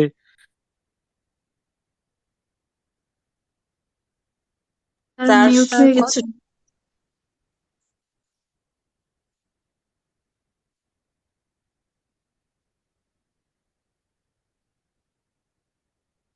রাজনৈতিক ফায়দা লুটার মানে কি একটা বিপজ্জনক প্রতিযোগিতা। এটা কি বাংলাদেশে খেয়াল করার মতো পরিস্থিতি আছে তোমরা? জি স্যার। তাই না? মানে দেখো নায়ক গায়ক মানে মানে সবাই মানে বিবেক বুদ্ধি, তাই না? সব শেষ, কিছু লাগবে না। তোরা জি যে যা স্যার, বলিস ভাই। দেখেন স্যার, হিরো আলম নির্বাচন করতেছে না, সাকিব হ্যাঁ ফেরদৌসের মানে আলোচনায় থাকবে, ও থাকতে পারবে না, কি ব্রেন। হম মানে যে তোরা যে যা বলিস ভাই, আমার সোনার হরিণ চাই। হ্যাঁ জি sir. Okay. John Wycliffe, morning star of Reformation. এখন একটু কথা শুনি এগুলাতে। রিফরমেশন, হ্যাঁ, তিনটা টার মনে রেখো। রেনেসা, রেস্টোরেশন, রিফরমেশন, তিনটা টার পাশাপাশি লেখা রাখো। রেনেসা আর RENAIS, রেনেসা, রিফরমেশন, রেস্টোরেশন, তিনটা টার্ম আগে লিখো। Renaissance, reformation, restoration, Renaissance, reformation, restoration, লিখছো? জি স্যার। আচ্ছা, তো এই তিনটার মধ্যে রেনেসা তো হলো ওই জ্ঞান বিজ্ঞানের পুনর্জন্ম, হারিয়ে যাওয়া জ্ঞান বিজ্ঞান পুনরায় আবার জন্মগ্রহণ করছে, পুনরায় জন্ম লাভ করছে। হলো ধর্মীয় প্রভাবের কারণে জ্ঞান বিজ্ঞানটা অবলুপ্ত হয়েছিল, পরে আবার সেটা মনে আছে তো কিনা? মনে আছে? জি স্যার। রেস্টোরেশন হলো হারিয়ে যাওয়া রাজতন্ত্র পুনরায় ফিরে আসছে। তাও কি মনে আছে? রাজাকে হত্যা করছিল, 11 বছর রাজতন্ত্র ছিল না 49 সাল পর্যন্ত। পরে 1660 সালে আবার চার্লস দ্য সেকেন্ড ক্ষমতায় আসছেন। আর রিফরমেশন মানে হলো সংস্কার। সংস্কার মানে হলো আমরা এই যে চার্চের মধ্যে চার্চ আর যাজকেরা একেবারে ধরো অপকর্মের আর শেষ নাই, এমন কোন বাজে কাজ নাই যেগুলো করতো না, বুঝছো? তো ফলে এটা সংস্কার চাইছে। যারা সংস্কার চেয়েছেন তাদেরকে বলা হয় রিফর্মার। আপাতত ওদের অনেক ইতিহাস আছে, দেখো মনে রাখবা। একটু এখানে আমি একটু একটু একটা মিনিট আগে আমার কথা শুনানো, তাহলে বুঝতে সুবিধা হবো। রিফরমেশন হলো মানে এই যে সংস্কার, মনে রাখবা একটা একটা মনে রাখবা যে ধর্মকে অনেকে রাজনৈতিক আশ্রয় হিসাবে ব্যবহার করে থাকেন। এটা শুধু বর্তমান সময়ে না, মনে রাখবা ধর্ম রাজনৈতিক ভিতকে শক্তিশালী করার একটা অন্যতম হাতিয়ার। এটা যুগে যুগে তুমি ধরো তুরস্কের এরদোয়ানের কথা বলো, বলো প্রধান শক্তি কি বলো, যেটা আমি যে পপুলারিজম, জনতুষ্টিবাদ, অনুভূতি, ধর্মীয় একটা অনুভূতি। নরেন্দ্র মোদী বলো, সেম কেস। এই যে নেদারল্যান্ডের যে উইল্ডার্স আসছে, তার কি বলো? সেম কথা। ডোনাল্ড ট্রাম্প বলো, প্রত্যেকেই। তো মনে রাখবো যে একটা বলা হয়তো নো বিশপ নো কিং, একটা সময় বলা হয়তো। আবার বলো লাইনটা কি বলছি? নো বিশপ মনে রাখবা, কিং এরা বিশপদের উপর ভর করে দেশ রাজত্ব করতেন। কেমনে? যে এই কারণ মানুষ কিন্তু রাজার কথা শোনার চেয়ে বেশি কোনটা শুনতে বেশি ভালোবাসে বলো? বিশপের কথা, ধর্মীয় যাজকের কথা, ধর্মীয় চার্চ যাজকের কথা। তো ফলে এই এরা কিন্তু প্রচন্ড ভাবে শক্তিশালী হয়ে ওঠে। আর যখন ক্ষমতা যত বেশি শক্তিশালী হবে, তত দেখবা যে অপকর্ম মানে অনাচার বেবিচার এগুলা চলবেই। তো এগুলোর বিরুদ্ধে কিন্তু যারা সংস্কার চাইছেন, যেমন ধরো খুব মনোযোগ শুনে একটা কথা ইতিহাস বলি। বাইবেলের অনুবাদ করা হয়েছে ইংল্যান্ডে, ঠিক ততটুকু অনুবাদ করা হয়েছে যতটুকু অনুবাদ করলে মানুষ বুঝতে পারে সাধারণ মানুষ এবং রাজা, সাধারণ মানুষ এবং বিশপ, ধর্মগুরু, এর মধ্যে যোজন পার্থক্য। এরা দুই শ্রেণীর মানুষ, একটা একদম আপার ক্লাস আর একটা হলো লোয়ার ক্লাস। এমন ভাবে কি করা হয়েছে বলো? মানুষের মধ্যে ওইগুলোই অনুবাদ করা হয়েছে। যেমন ধরো লা তাকরাবুস সালাত, তোমরা নামাজের ধারে কাছেও যাইও না। কিন্তু পাশে যে বলা হয়েছে যে যখন তোমরা নেশাগ্রস্ত বা এরকম থাকো আনতুম সুকারা, এটা মানে অনুবাদ কি করছে বলো, পার্সিয়াল বলছো। কোরআন শরীফ আছে নামাজের ধারে কাছে যাও না। আমি অনুবাদ তোমারে কোনটা শিখেছি বলো, লা তাকরাবুস সালাত, তোমরা নামাজের ধারে কাছে যাও না, দরকার নাই না নামাজের, এটা না, নামাজ পড়ে কি। হ্যাঁ, খেয়াল করছো কিনা আমি অনুবাদ কতটুকু কতটুকু শিখেছি তোমারে কোরআন থেকে? নিজের সুবিধা মতো যতটুকু। স্যার নিজের সুবিধা ওদের মতো সুবিধা নামাজ মতো আর কি। নামাজ পড়া লাগবে না, কোরআন শরীফে আছে লা তাকরাবুস সালাত, নামাজের ধারে কাছে যাও না। ওই যে পরে যে বলছে যখন তোমরা মানে সেন্সলেস থাকো, হ্যাঁ, যখন সুকারা মানে এই সময় যে সময় মদ পান, ওই সময় মদ পান বৈধ ছিল, হ্যাঁ তাই না? তাইলে হ্যাঁ, তো আমি অনুবাদ, তো ওরাও আংশিক শিখাইছে যে এরকম মানে রাজারা এরকম তার বিরুদ্ধে বিদ্রোহ করলে তুমি যার নামে দিবা, বিশ্ববের উপর দিয়ে কথা বলতে পারবে না, এরকম। এখন একজন লোক, ওনার নাম হলো এই সেই ব্যক্তি যাদেরকে আমরা পড়তেছি, জন উইক্লিফ, তিনি পুরা বাইবেলের অনুবাদ করে ফেলছেন ইংলিশে। এখন লোকেরা বললো যে সর্বনাশ। তো আমরা দেখতেছি যে ঈসা নবী মানুষের কাঁধে কাঁধ মিলে আর সবার সাথে করে চলতেন, এখানে কোনো ভেদাভেদ নাই, এরকম কিছু। তখন কার স্বার্থে আঘাত লাগলো? আবু জাহেলের সাথে। হুম রাজার বিশপদের রাজাদের সাথে। তখনই তাকে বললো যে নাউজুবিল্লাহ। এই যে ও যে অনুবাদ করলো, পারমিশন নিছে কার? ও তো সাধারণ মানুষ, ওর কি অনুমোদন এটা এটা করার তার কোনো অধিকার আছে অনুবাদ করার? ফলে বিশপের মানে চার্চের অনুমতি না নিয়ে, পোপের অনুমতি না নিয়ে অনুবাদ করার কারণে তাকে আগুনে পুড়াইয়া মৃত্যুবরণ করানো, মারার ফতোয়া জারি করা হয়েছে। তার আগে এই ঘটনার কিছুদিন পরে তিনি মারা গেছেন, এই জন্য তার লাশ কবর থেকে উঠাইয়া পোড়ানো হয়েছে। ওনার নাম হলো ওনার নাম হলো জন উইক্লিফ। এই যে তার নামে তখন গল্প শুনছো। তাহলে তিনি রিফরমেশন সংস্কার চেয়েছেন, তিনি হলেন, এখন আমাদের প্রশ্ন হলো he is the father of English pros, first pros writer in English, ইংরেজিতে প্রথম গদ্য লেখক। তো গদ্য কি লিখছে আসলে? মূলত তিনি প্রথমবার বাইবেলের অনুবাদ করেছিলেন ইংরেজিতে, নিউ টেস্টামেন্ট মানে নিউ টেস্টামেন্ট বা বাইবেলের। একটু একটু কথা শুনে রেখে, আমি কোন একদিন ক্লাসে মনে বলছিলাম, আমাদেরকে শুনে শুনে বুঝো বাইবেল মানে কি। ওই যে আচ্ছা, পরীক্ষার প্রশ্নটাকে বলে নি, তারপরে তোমার গোড়ায় যে আলোচনা করি, এখানে আমি অনেক বুঝবা না। তো বলো, বাইবেলের অনুবাদ কে করেছেন ইংরেজিতে? জন উইক্লিফ। তিনি কি গদ্যে অনুবাদ করছেন নাকি পদ্যে?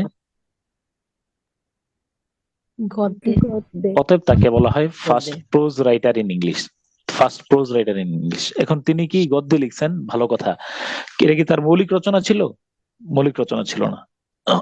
তিনি জাস্ট বাইবেলের নিউ টেস্টামেন্ট অংশটাকে কি করেছেন বলো? অনুবাদ করেছেন। এবার শুনো তাহলে জন উইক্লিফ। একটু তোমারে গোড়া থেকে আসি। ওই যে একজন নবীর কথা বলছিলাম, মিল্লাত আবিকুম ইব্রাহিম।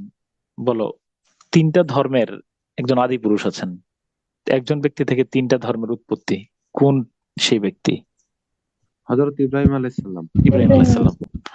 তো আমি তোমাদেরকে একটু কোন একটা ক্লাসে ধারণা দিয়ে রাখছিলাম ইব্রাহিম আলাইহিস সালামের। শোনো, একটু মনোযোগ দিয়ে শোনো। ইব্রাহিম আলাইহিস সালামের যে দুই স্ত্রী হাজেরা এবং সারা। হাজেরা আলাইহিস সালাম হলো মক্কায়, তার মাধ্যমে তার জন্ম। ইসমাইল আলাইহিস সালামের জন্ম, তা থেকে মক্কায় মুহাম্মদ সাল্লাল্লাহু আলাইহি ওয়াসাল্লাম একমাত্র নবী। আর ওই পাশে কে ছিলেন? প্যালেস্টাইনে কে ছিলেন? সারা। সারার ঘরে জন্মগ্রহণ করছেন কে? হযরত ইসহাক আলাইহিস সালাম। হ্যাঁ, ইসহাক আলাইহিস সালাম। হ্যাঁ, আইজ্যাক। উনার পুত্রের নাম কি? ইয়াকুব আলাইহিস সালাম। ইয়াকুব আলাইহিস সালাম, যাকে বলা হয় কি বলো? ইসরাইল। ইসরাইল, ইয়া বানি ইসরাইল, ইয়া বানি ইসরাইল, বনি ইসরাইল। এই ধারাবাহিকতায় নবী, অনেক নবী রাসূল আসছেন। শেষের দিকে যে কয়েকজন নবী আসছেন, এর মধ্যে একজনের নাম বলো মুসা। বলো নাম কি? মুসা কালিমুল্লাহ, আল্লাহর সাথে সরাসরি কথা বলতেন। শুনো, মুসা আলাইহিস সালামের উপর অবতীর্ণ গ্রন্থের নাম তাওরাত। মুসা আলাইহিস সালামের উপর অবতীর্ণ গ্রন্থের নাম তাওরাত। তাওরাতকে বলা হয় তোরাহ। আর এটাই হলো ওল্ড টেস্টামেন্ট। আবার বলো, তোর তাওরাত, তোরা, ওল্ড টেস্টামেন্ট। শব্দটা বলো। তাওরাত, তোরা, আর কি বলো? ওরা ওল্ড টেস্টামেন্ট। ওল্ড টেস্টামেন্ট, হ্যাঁ। একজন একজন শুধু কথা বলো। এরপরে পরবর্তীতে তার অনুসারীরা হলো জু, JEW, জু মানে মুসা আলাহিসাল্লামের অনুসারী, যারা ইহুদি। তার এরপরে আসছে আহ, একজন নবী, তার নাম কি বলো? ঈসা আলাইসাল্লাম। ওকে, ঈসা আলাইসাল্লামের উপর অবতীর্ণ গ্রন্থের নাম হলো ইনজিল। কি নাম বলো? ইনজিল। ইনজিল। ইনজিল, এরপরে ইনজিল আর হলো নিউ টেস্টামেন্ট। আবার বলো ইনজিল আর কি বলো? নিউ টেস্টামেন্ট, একই কথা। এখন তাওরাত এবং ইনজিল, তাওরাত এবং ইনজিল, ওল্ড টেস্টামেন্ট এবং নিউ টেস্টামেন্ট, এই দুইটা খণ্ডকে কম্বাইন্ডলি বলা হয় বাইবেল। তাহলে how many parts are there in Bible? বাইবেলে কয়টা পার্ট? 2 পার্টস। একটা হলো কি বলো? ওল্ড টেস্টামেন্ট, আর একটা কি বলো? New testament. New testament. এখন এই যে জন উইক্লিফ অনুবাদ করেছেন, কি পুরা বাইবেল নাকি বাইবেলের নিউ টেস্টামেন্ট ইনজিলের অংশটা? New testament. ওকে, ফলে তার উপরে এটা তো, হ্যাঁ। ওকে, স্যার টমাস ম্যালোরি, মর্টিরি আর্থার লাগবে না। দান্তে নামের একজন বিখ্যাত কবি আছেন। দান্তে হলো কি, কোন দেশের কবি? ইতালি না? ইতালির একটা একজন বিখ্যাত কবি। ওনাকে supreme poet of Italy, father of Italian language বলা হয়। তার একটা বিখ্যাত মহাকাব্য দ্য ডিভাইন কমেডি, বলো নাম কি? এখানে এটাও কিন্তু বাইবেলকে কেন্দ্র করে রচিত হয়েছে ডিভাইন কমেডি। স্বর্গ নরকের বিবরণ, মানে স্বর্গে মানুষ কেমন আছে, কি কারণে স্বর্গে গেছে, কি কারণে নরকে যাচ্ছে, নরকের নারকীয় বর্ণনা। এটা বর্ণনা আছে যে এই যে যারা সুগল টুগুল করে আছে মানুষের নামে ইয়েটে করে। মোহাম্মদ সাল্লাল্লাহু আলাইহি মেরাজের অনেক সময় স্বর্গ নরকের বর্ণনা দিচ্ছেন না, ঠিক এই বাইবেলের থেকে ধার করে নেয়া। হ্যাঁ, এই যে স্বর্গ ভ্রমণ এবং নরক ভ্রমণের কাহিনী তিনি এগুলা বর্ণনা করছেন। গ্রন্থটার নামটা কি? The Divine Divine Comedy. ডিভাইনিয়া কমেডিয়া। আর পেট্রার্কে দান্তের বন্ধুর নাম ছিল পেট্রার, সমসাময়িক।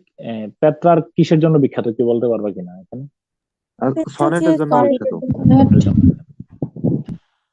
তো this is all about middle English period. আমি ওল্ডের পরে মিডল ইংলিশ পিরিয়ডে জানাইলাম যে এখানে মানে যদি বলো যুগ বিভাগের মধ্যে অনেকগুলো গুরুত্বপূর্ণ আমরা তথ্য জানলাম। অক্সফোর্ড বিশ্ববিদ্যালয় প্রতিষ্ঠা, কেমব্রিজ বিশ্ববিদ্যালয় প্রতিষ্ঠা, ম্যাগনা কার্টা হওয়া, তারপরে ইবনে বতুতার গল্প এই যুগের মধ্যে, ইখতিয়ারউদ্দিন মাহমুদ বখতিয়ার খিলজির গল্প, তারপরে কোপার্নিকাসের গল্প আছে, এরপরে কি বলো Vasco da Gama, Vasco da Gama আরেকজনের নাম কিনা, Columbus.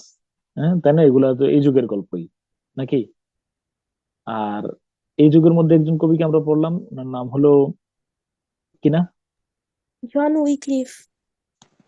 Geoffrey Chaucer. Geoffrey Chaucer.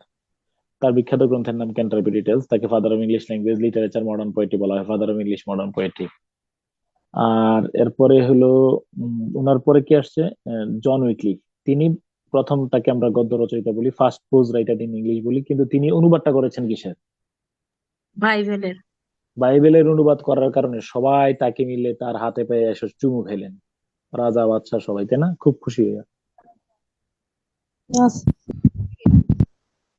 ঠিক আছে, আচ্ছা। আর বাইবেল হলো ঈসা আলাইহিস সালামের খ্রিস্টানদের ধর্মগ্রন্থের নাম হলো বাইবেল পুরাটা। না স্যার। না স্যার, কোন অংশ? তাওরাত এবং ইনজিলের ওল্ড টেস্টামেন্ট, নিউ টেস্টামেন্ট। তাহলে ওরা নিউ টেস্টামেন্ট ইংরেজি অনুবাদ করছেন, হ্যাঁ। আর এই যার মধ্যে আমরা দান্তের নাম পড়লাম, দ্য ডিভাইন কমেডি, পেট্রার্ক হলো সনেটের জন্য, রেনেসার জন্য, এগুলো অনেকগুলো আছে, হ্যাঁ।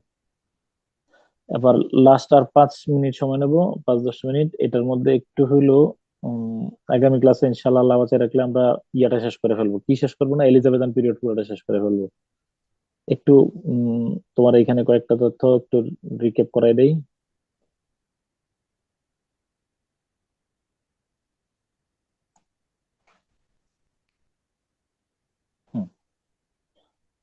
তো রেনেসার 4টা যুগ আছে, এলিজাবেথান, জ্যাকোবিয়ান, ক্যারোলিন, কমনওয়েলথ। আমরা 4টা যুগ নিয়ে পড়বো। এবার বলো রেনেসার কোন ভাষার শব্দ সেটা বলো। রেনেসাইজে ফ্রেঞ্চ ওয়ার্ড, তাহলে তুমি কি বুঝতেছো কিনা এটা? রেনেসা মানে হলো revival, regeneration, reawakening of classical ancient learning culture and thing. প্রাচীন গ্রিক এবং রোমান সভ্যতায় যে জ্ঞান বিজ্ঞান ছিল সেটারই পুনর্জন্ম হয়েছে, পুনর্জাগরণ হয়েছে, এটার নাম রেনেসা। বুঝছো কিনা?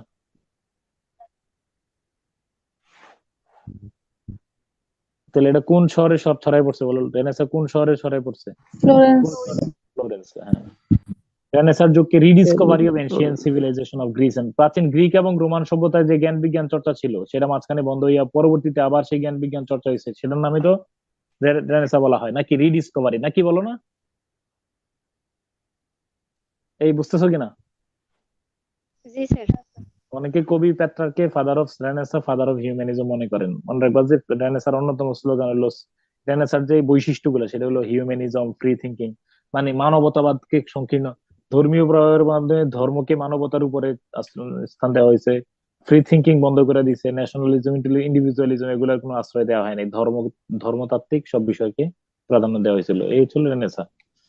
আচ্ছা, রেনেসার যুগে বেশ কিছু চিত্রকর আমরা পাই যারা ছবি টবি আঁকছেন, বলো নাম কি? লিওনার্দো দা ভিনসি আর কি বলো? Michael Angelo. দুইজনের নাম বলো। লিওনার্দো দা ভিনসি, তিনি আঁকছেন দ্য লাস্ট সাপার, লা জায়াকোন্ডা মানে হলো মোনালিসা, দ্য ভার্চুভিয়ান Man, the Madonna and the child, এই দেখো। আর মাইকেল অ্যাঞ্জেলো আঁকছেন মোজেস, ডেভিড, পিয়েতা। একটু দেখো, একটু খেয়াল করো, তোমার ম্যাডোনা এন্ড দ্য চাইল্ড কোনটা? এটা এটা কে বলো? ম্যাডোনা মানে হু ইজ ম্যাডোনা?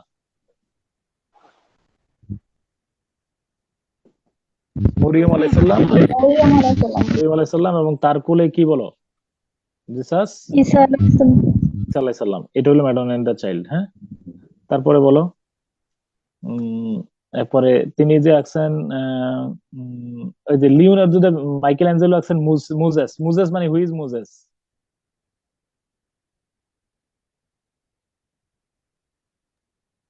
মুসা মুজেসটা কি? আলাইহিস মুসা আলাইহিস সালাম, তাই না? মুসা আলাইহিস সালাম। পিয়েতা মানে এই যে এটা হলো পিয়েতা, মানে ক্রুশবিদ্ধ ঈসা আলাইহিস সালামকে কি করছে বলো? মানে কে, কার কোলে শায়িত অবস্থায় আছেন? পিয়েতা। তার মা মেরির কোলে শায়িত আছেন। এই যে এই এমন একটা ছবির নাম হলো পিয়েতা। ওকে, দা লাস্ট জান, হাসরের ময়দানে কিভাবে যেতে হবে। আমি একটু গল্প বলবো, দা লাস্ট সাপার, এটা নিয়ে একটু কথা বলে শেষ করবো ক্লাস। লাস্ট সাপার আমরা আগামী ক্লাস শুরু করব এলিজাবেথেন পিরিয়ড থেকে, চেষ্টা করব কালকে তো ইনশাল্লাহ শেষ করে ফেলার জন্য এলিজাবেথেন পিরিয়ড। হ্যাঁ, মনে রেখো, কালকে একটা বড় টাইম শেষ করবো। হ্যাঁ,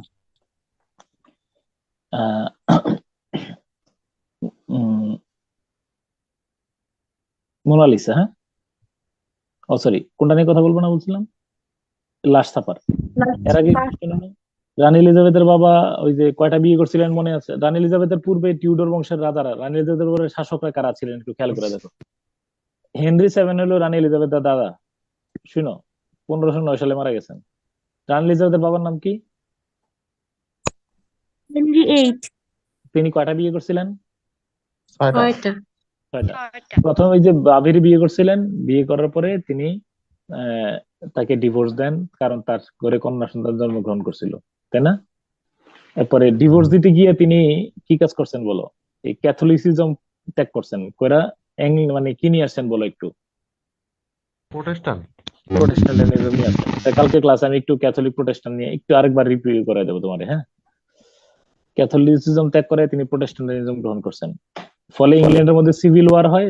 মানে মোট কথা হলো তিনি দ্বিতীয় বিয়ে করতে গিয়া, অর্থাৎ অ্যান বোলিনকে বিয়ে করতে গিয়ে তিনি একটা বড় কেওস তৈরি করেন ইংল্যান্ডে, ধর্ম পরিবর্তন করেন, ধর্মীয় মতবাদ পরিবর্তন করেন। এই বুঝছো কিনা?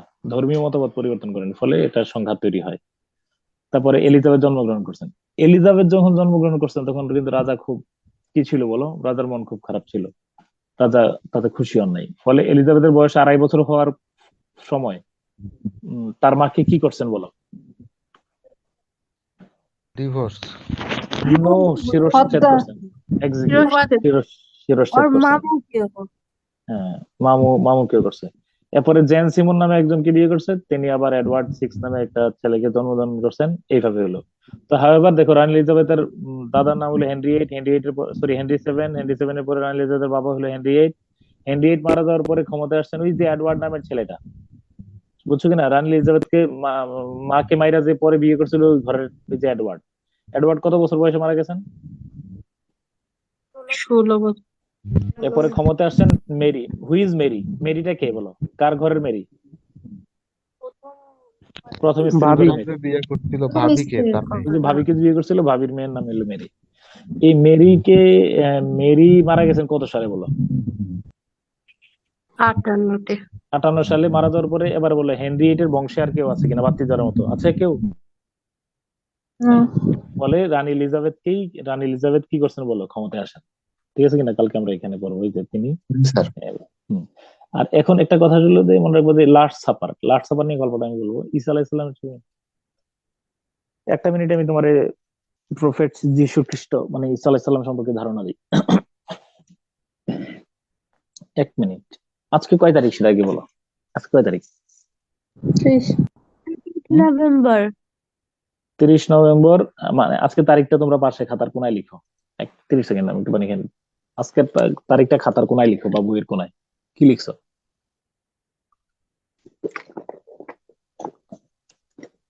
20 নভেম্বর 2023। 19 নভেম্বর 2023। বাং না ইং? শেষে বাং লিখবা না ইং লিখবা? ইং লিখো। ইং লিখো। ইং লিখছো না? ওকে লিখছো। ইং লিখছো না বাং লিখছো? আরে ইং লিখছো না বাং লিখছো শেষে? ইং লিখছো। এই ইংটারে লেখা কাটো কাইটা। ইট ইজ নট ইং, ইট ইজ এডি। এটা হলো এডি। বলো এটা কি? এটা মূল ইংকেটা কি লিখবে বলো? এডি। এডি মানে হলো অ্যাসিস্ট্যান্ট ডিরেক্টর। হ্যাঁ, ও অ্যানোডোমিনি না স্যার, অ্যান্টি মেরিডিয়ান। অ্যান্টিমেরিডিয়ান। এ মানে কি? এ মানে অ্যান্টিমেরিডিয়ান, মধ্যাহ্ন পূর্বাহ্ন। এডি। ওকে ডান। এডি মানে কি মনে রাখবা, কখনোই ইং লিখবা না। ইংরেজিতে আমাদেরকে তাকে শোনো, ইং লেখা যাবে না। এই যে আজকে সার্কুলার দিছে, বিসিএস পরীক্ষার রুটিন ইয়াটা পাইছো? কোন সার্কুলারটা আছে? জি স্যার। আছে নাকি? পাশে কি লেখা আছে? তারিখ দিয়ে আছে নাকি দেখো তো, একজন আমার কনফার্ম করো। পাশে তারিখ দিয়ে আছে কিনা নোটিশটার মধ্যে?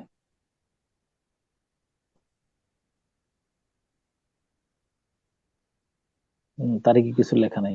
ভাইবার মধ্যে লেখা থাকে অনেক সময়, তারিখে কিছু লেখা আছে কিনা? উপরে তারিখ দিয়ে আছে কিন্তু তারিখটাতে কিছু লেখা আছে কিনা দেখে নিতে পারো।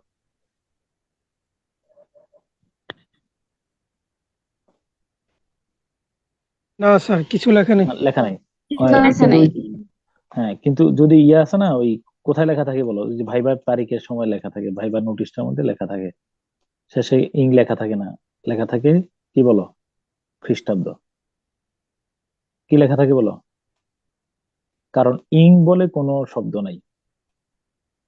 বলো কি শব্দ নাই? ইং বলে কোনো শব্দ নেই। শব্দটা হলো কি বলো? খ্রিস্টাব্দ। ইংরেজি কোনো সাল নাই, খ্রিস্টাব্দ। মনোযোগ। এই ঈসা আলাইহিস সালাম যেদিন জন্মগ্রহণ করছেন এটাই হলো এডি। ইন দা এ মানে একটু শোনো, এ মানে হলো এনো, ডি মানে হলো ডোমিনি।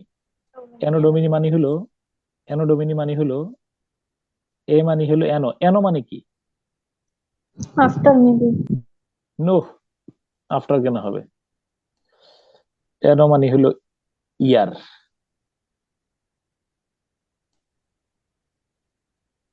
বলো এনো মানে কি?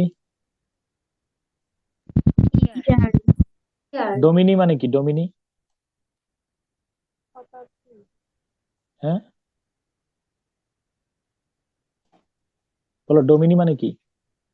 লর্ড। লর্ড। অ্যানোডোমিনি মানে হলো in the year of lord, যেই বছর লর্ড যীশু খ্রিস্ট জন্মগ্রহণ করছেন এটার নাম এডি। এটাই বাংলা অর্থ হলো খ্রিস্টাব্দ।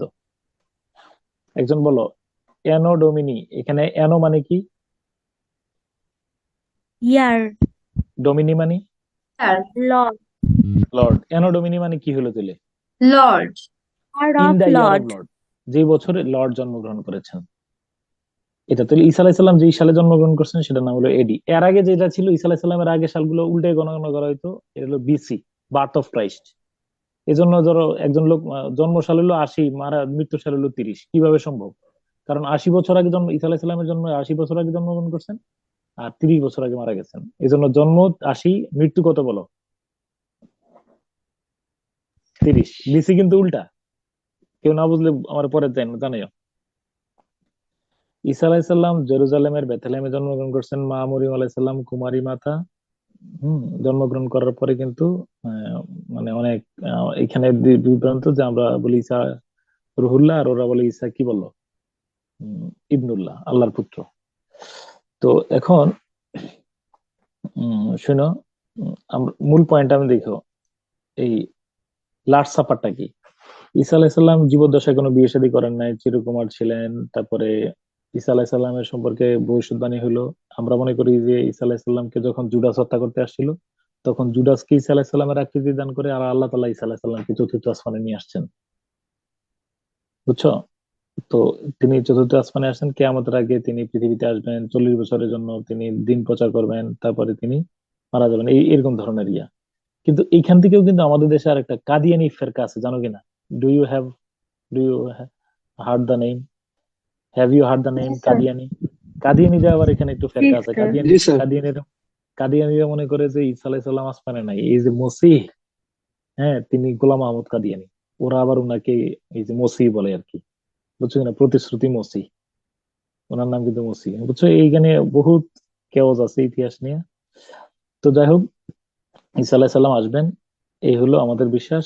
এখন হ্যাঁ, মনে রাখো ঈসা আলাইহিস সালাম যে সাম্রাজ্যে জন্মগ্রহণ করছেন সেটা কিন্তু রোমান সাম্রাজ্য ছিল। তো ইহুদিরা ক্ষিপ্ত করে ফেলছে রোমান রাজাকে, রোমান যে গভর্নর ছিল ওনাকে বললো যে আপনার ক্ষমতা নেওয়ার জন্য তো যীশু খ্রিস্ট পায়তারা করতেছে। ফলে রাজাকে মানে ক্ষিপ্ত করে তার বিরুদ্ধে রাজ রাজ মানে মানে রাষ্ট্রদ্রোহিতার অভিযোগ এনে তাকে কি করতে দেওয়া হলো বলো? তাকে মৃত্যুদণ্ড দেওয়া হলো, তাকে ক্রুশবিদ্ধ করে মারা হবে। ক্রসটা দেখাবো একটু পরে। তো এখন ঈসা আলাইহিস সালাম বললেন, এই আগের রাতে যেদিন তাকে ক্রুশবিদ্ধ করা হবে তার আগের রাতে তিনি একটা কি করছেন বলো একটু? ডিনারের ব্যবস্থা করছেন। ডিনারের মধ্যে তার সাহাবীরা ছিল। তো এর মধ্যে তিনি ঈসা আলাইহিস সালাম বললেন, এই লাস্ট সাফারে বললেন যে আমার এই সাহাবীদের মধ্যে এমন একজন এখানে আছে, এই যে এইখানে তিনি ঘোষণা করছিলেন যে আগামীকালে আমার সাথে বিশ্বাসঘাতকতা করবে। এই যে লাস্ট সাপার, তোমার আবার বহুত কাহিনী, এখানে কত ইতিহাসের মারপ্যাচ এখানে আছে। সবাই তাকাতাকি করতেছে কিন্তু কেউ কারোর বিশ্বাস করতে পারতেছে না। তো এইখানে ছিল জুডাস। হ্যাঁ, জুডাস কি করছে? ওই ইহুদিদের সাথে ষড়যন্ত্র কইরা, ইহুদিদের সাথে ষড়যন্ত্র কইরা ওই রোমান সরকারকে নিয়ে আসছে, মানে বাহিনীকে নিয়ে আসছে ঈসা আলাইহিস সালামের গোপন আস্তানায়। আইনা জুডাস আগে জানাই আসছিল যে আমি যে যারে জড়াই ধরে চুমু দেবো মনে করবেন তিনি ঈসা নবী। তো জুডাস এসে ঈসা আলাইহিস সালামকে ধরে চুমু দিচ্ছে, তখন তো বাকিরা বুঝছে যে এটাই হলো ঈসা। তখন তাকে ধরে নিয়ে গেছে, পিটেতে পিটেতে ধরে নিচ্ছে, মাথার মধ্যে একটা মুকুট, কাঠের মুকুট দিছে। নেয়ার পরে এই ধরো ক্রুশটা হলো জাস্ট এরকম এরকম একটা প্লাস চিহ্ন। এই যে তার এই হাতের মধ্যে একটা প্যারেক বাঁধছে, এখানে একটা প্যারেক দিল, এখানে প্যারেক মাইরা ঝুলাই রেখে হত্যা করা হয়েছে। ঠিক আছে? তো এটা হলো কি বলো লাস্ট সাপার। এবং মনে রাখবা যে একটু তোমার আরো ইনসাইট একটু বলি তোমাদেরকে, এই যে এইখানে ঈসা আলাইহিস সালাম এই যে লাস্ট সাপারের সাথে একটা লাস্ট সাপার ছবিটাতে দাঁড়াও একটু ছবিটা করি। এই যে এখানে ওনাদের আকৃতিটা কি একটু বলো তো, কি আকৃতি? কোন বর্ণ দেখতেছো তুমি দুইজনের? যে মানে এইখানে পাশে মনে করা হয় যে একজন কোন নারীও ছিল কিনা, এটা একটা কল্পিত নারী। কিন্তু আমারে বলো এই দুইজনের মধ্যে ঈসা আলাইহিস সালামের পার্শ্ববর্তী ব্যক্তির মধ্যে কোন চিহ্ন তুমি দেখতে পাও? ভি। এইখান থেকে দা ভিনসি কোড, ড্যান ব্রাউনের লেখা একটা বিখ্যাত বই। এটা ভিনসি কোড নাম শুনছো জীবনে কোনো সময়? ভিনসি কোড বাংলাদেশে অ্যাভেলেবেল। আমি পড়ে ফেলছি। এই ভিনসি কোডের ভিটা আসছে এইখান থেকে মূলত উৎপত্তি। হ্যাঁ, ওকে। তো হাবার বিশাল ইতিহাস। তো এই আর কি ঈসা আলাইহিস সালাম মানে ওই খ্রিস্টান আর মুসলিমদের মধ্যেই পার্থক্য এরকম। তারপরে কিন্তু যারা এখানে বলে রাখি, কালকে যেহেতু আসবে সামনে, এই ঈসা আলাইহিস সালামের মারা গেছেন, মারা যাওয়ার পরে তার রেজারেকশন হয়েছে, তিনি আবার তার পুনরুত্থান হয়েছে কিন্তু তিনি আবার জীবিত হইয়া আকাশ থেকে পৃথিবীতে নামছেন। তার জীবদ্দশায় সাহাবীর সংখ্যা একেবারে নগণ্য ছিল। পরে তাকে যখন আকাশ থেকে নামতে দেখছে তখন অসংখ্য লোক তার মুরিদ হইছে, তার ধর্ম দীক্ষিত হয়েছেন। বুঝছো? এটার নাম হলো রেজারেকশন, পুনরুত্থান হয়েছিল তার। তারপরে এরপরে তার সাহাবীরা তো বিভিন্ন দুনিয়ার সব জায়গার মধ্যে নিয়ে গেছিল। এর মধ্যে ওই যে বলছিলাম সাহাবীরা কোথায় নিয়ে গেছিল বলো, ধর্মটাকে এই যে ইতালিতে নিয়ে গেছিল। ইতালির রাজা রাজা খ্রিস্টান ধর্ম গ্রহণ করছেন, ঈসা আলাইহিস সালাম ধর্ম গ্রহণ করছিলেন, প্যাগানিজম পৌত্তলিকতা ছেড়া। রাজাটার নাম কি তোমরা কেউ বলতে পারবা, যাকে বাংলার অশোকের সাথে তুলনা করা হয়? কনস্ট্যান্টাইন। হ্যাঁ, কনস্ট্যান্টাইন। কনস্ট্যান্টাইন তিনি সমগ্র ইয়ার মধ্যে ছড়াই দেন। তো ওই সময় ছিল এই যে পোপ তন্ত্রটা এখানে ছিল ভ্যাটিকান সিটি, ইতালির ভ্যাটিকান সিটিতে এই যে পোপ হয়েছে। এরপরে ভ্যাটিকান সিটির পোপ এবং যাজকদের বিরুদ্ধে 14 সেঞ্চুরিতে এই যে জার্মানির যে কি নাম বলো, মার্টিন লুথার, হ্যাঁ, তিনি পোপের বিরুদ্ধে প্রোটেস্ট করছেন আরো কয়েকজন বন্ধু মিলা। এইটার নাম হইলো প্রোটেস্টান্ট। তাহলে ইংল্যান্ডের মধ্যে দুইটা দল, পুরো ইউরোপের মধ্যে খ্রিস্টান ধর্ম ভাঙ্গা দুইটা গ্রুপ হয়। কি কি গ্রুপ একটু বলো তো? ক্যাথলিক হলো কি? ক্যাথলিক এই যে হ্যাঁ, ক্যাথলিক আর কি বলো, প্রোটেস্ট্যান্ট। ক্যাথলিক হলো ধর্মগুরু পোপের অনুসারী, আর প্রোটেস্ট্যান্ট হলো পোপ বিরোধী। জার্মানির ধর্ম সংস্কারক মার্টিন লুথার, সুইজারল্যান্ডের ক্যালভিন এবং জুংলি পোপ এবং যাজকদের স্বেচ্ছাচারীদের বিরুদ্ধে প্রোটেস্ট করেছিলেন, তাদের অনুসারীদেরকে প্রোটেস্ট্যান্ট বলা হয়। ওকে। আর এই ইংল্যান্ডের ওই যে ইংল্যান্ডের মধ্যে এই যুদ্ধটা আসছে কিভাবে? রানী এলিজাবেথের বাবা ছিল ক্যাথলিক, দ্বিতীয় বিয়ে করার জন্য তিনি নিয়ে কি গেছিলেন বলো তো একটু? কি নিয়ে গেছিলেন? প্রোটেস্ট্যান্টানিজম নিয়ে গেছিলেন। ফলে ক্যাথলিক এবং প্রোটেস্ট্যান্টের মধ্যে সংঘাত তৈরি হয়। রানী এলিজাবেথ এই সংঘাত থামাইছেন কিসের মাধ্যমে বলো? আমি আগেও বলছিলাম, অ্যাংলিকানিজমের মাধ্যমে। হ্যাঁ হ্যাঁ। এরপরে মনে রাখবা যে এই যে প্রোটেস্ট্যান্ট আছে না, এদের মধ্যে আর একটা গ্রুপ বের হয়েছে, এটার নাম হলো পিউরিটান। বলো কি নাম? পিউরিটানটা কিন্তু আমি ক্লাসে বলে দিছিলাম যে তালেবানের সাথে মিল রেখে আছে। পিউরিটান ওরফে তালেবান, মানে একদম we are the pure follower of Bible, একদম যা আছে কট্টরপন্থা ছিল ওরা। তাহলে এই হলো বিষয়। তো আমরা কালকে এলিজাবেথান পিরিয়ডটা মূলত শুরু করে দেবো। এলিজাবেথান পিরিয়ডটা আমরা ইনশাল্লাহ, যে রাইটার আছে তোমরা একটু হলে চোখ বুলাই রেখো। হ্যাঁ স্যার, ওনার বাবা ছিল না কেন? উনি কুমারী মায়ের ঘরে জন্ম হওয়ার কারণ কি? শোনো, একটা বিষয় তোমার বলে রাখি, ধর্ম আমি কিন্তু আমি মুসলিম, মনে প্রাণে মুসলিম, কিন্তু আমি মনে করি ধর্মের বিষয়টা, ধর্মের সম্পর্কে যদি তুমি আমার কাছ থেকে একটা ইনসাইট নিতে চাও, সেটা হলো আমান্না সাল্লাম না। আমান্না সাল্লাম না, বুঝছো কিনা? না স্যার। লেখা রাখো, দিস ইজ এ টার্ম, আমান্না সাল্লাম না। ঈমান আনছি, আত্মসমর্পণ। এরপরে আমাদের দেশে যেগুলা চলে, এইটা না ওইটা, এটা ভালো না ওইটা ভালো, এই যেগুলো এরা হলো, এদের অধিকাংশ ক্ষেত্রেই গোড়ায় গলদ আছে, গোড়ায় চর্চা কম। তুমি ইফ ইউ ডোন্ট মাইন্ড, তোমাদেরকে আমি আমার ব্যক্তিগত একটা অনুবাদ করি। আমাদের দেশে ধর্ম চর্চা করা হয় গাছের আগায়, গাছের গোড়ায় না। মানে ধর্ম নিয়ে গবেষণা করা হয়।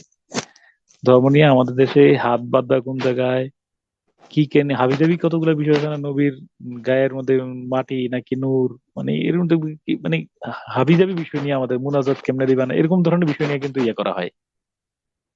Mind it. আমাদের দেশের এই যে ইসলামিক গবেষক যারা আছেন, তারা কিন্তু আরো জালি মাতব্বরের কোনো উত্তর দিতে পারেন নাই। যারা বাংলাদেশে ধরো ধর্ম বিরোধী বা নাস্তিকতার যারা চর্চা করেন, তাদের কোনো প্রশ্নের শক্তিশালী কোনো উত্তর দিতে পারেন নাই, শুধু বাগাড়ম্বর ছাড়া। তো ধর্ম বিষয়টা হলো, মনে রাখবা এখানে যুক্তি। ধরো ধরো আমি তোমার প্রশ্ন করলাম, উজু করার মধ্যে মুখ মুছে, মাথা মুছে করা একটা অংশ কিনা বলো? জি স্যার। তোমার আমার মুখের, ধরো আমি একটা উজু ভঙ্গের কারণ কি? আমার ধরো হাত কেটে ফেলছি, রক্ত বেরিয়েছে, উজু ভাঙছে কিনা? না, এই কি বলে ভাঙে নাই? ভাঙছে না? উজু ভঙ্গের অনেকগুলো কারণ তো আছে। ফোটা ফোটা পড়লে ভাঙবে। পড়ছে, উজু ভাঙছে কিনা? আমি বললাম যে আচ্ছা, আমি তো তো আমার গলগলিয়ে রক্ত পড়ে না। পড়ছে, রক্ত পড়ছে, উজু ভাঙছে কিনা সেটা বলো। জি স্যার, এখন ভাঙছে। এখন আমার ভাঙছে মানলাম, ভাঙার পরে তো আমি উজু ভাঙছে, আমি হাত ধুমু, আমি মাথা মাছে করবো কেন? ওয়াই? মানে উজুর ধর্ম, একটা পার্ট। আবার বলো, ধর্ম যুক্তির নিরিখে চলে না, এটাকে যুক্তি দ্বারা বিশ্লেষণ করা অযৌক্তিক। তোমার আমি আমান্তু বিল্লাহি, ইমান যেটা বোঝা, আমান্তু বিল্লাহি ও মালাইকাতিহি ও কুতুবিহি ও রুসুলিহি ওয়াল ইয়াউমিল আখির ওয়াল কাদরি খাইরিহি ওয়া শাররিহি, যে বিশ্বাসগুলো আমরা করতেছি, তুমি যেই সনাতন হও আর যেটাই করো, আল্লাহ, মালাইকা, হ্যাঁ, রাসূল, আসমানি কিতাব, কেয়ামত, এগুলো কি তুমি একটা বিজ্ঞান বাস্তবতা দ্বারা একটা প্রমাণ করতে পারবা কিনা বলো? দুই কাঁধে দুই ফেরেশতা আছে, কেরামান কাতিন, প্রমাণ করতে পারবা? অতএব এটারে যুক্তি দিয়ে বিশ্লেষণ করতে গিয়া নিজে বিভ্রান্ত হইও না। জাস্ট পড়তেছি বলছে আমি, তুমি যদি বলো যে আমি আজকে তোমার আমার সিক্রেট অফ মাই ফেইথ, আমার শক্তির একটা গোপন রহস্য এটা বলে ফেলি, ফলে আমি স্যার জাকির নায়েক তো অনেক কিছু যুক্তি দিয়ে এটা বিশ্লেষণ করে, ইসলামের অনেক কিছু, এটা ওনাদের স্তরে গেলে করতে হয়, কিন্তু আমরা এগুলাতে নাই। আমরা ওই জাকির নায়েকের স্তরে গেলে ওনার যেই ক্ষমতা আছে, আমরা যারা এই ঠুনকো, আমরা যেই ধরনের গবেষক, ওইগুলো আমরা যেহেতু পারি না, এগুলো নিয়ে আমরা আপাতত না যাই। এটা জাকির নায়েকের স্তরে যারা হিউজ পড়াশোনা করছেন তারা পারবেন, তাদের জন্য ওইটা তাদের বিষয়। কিন্তু আমরা যারা ওই যে টেন্স পড়তেছি এখন, থার্ড পারসন সিঙ্গুলার নিয়ে আসি এখনো, ওদের এটা বিষয় না। এটা যারা গবেষক তারা তাত্ত্বিক, উনি তো ওনার মতো করে আসছেন। কিন্তু আমরা আমাদের দেশে, আমি বলছি জাকির নায়েক তো যেভাবে রদ করেন, আমাদের দেশে অধিকাংশ মাওলানা বা ইসলামের গবেষকরা তারা গোড়ায়, জাকির নায়েক যেমন গোড়া নিয়ে গবেষণা করছেন, আমি বলছি যে তোমারে আমাদের দেশে কি নিয়ে গবেষণা করতেছে বলো?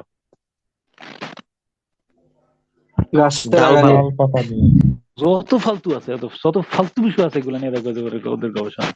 আলোচনার বিষয় হইলো যে একজনের আঘাত করা আর একজনের আঘাত করা।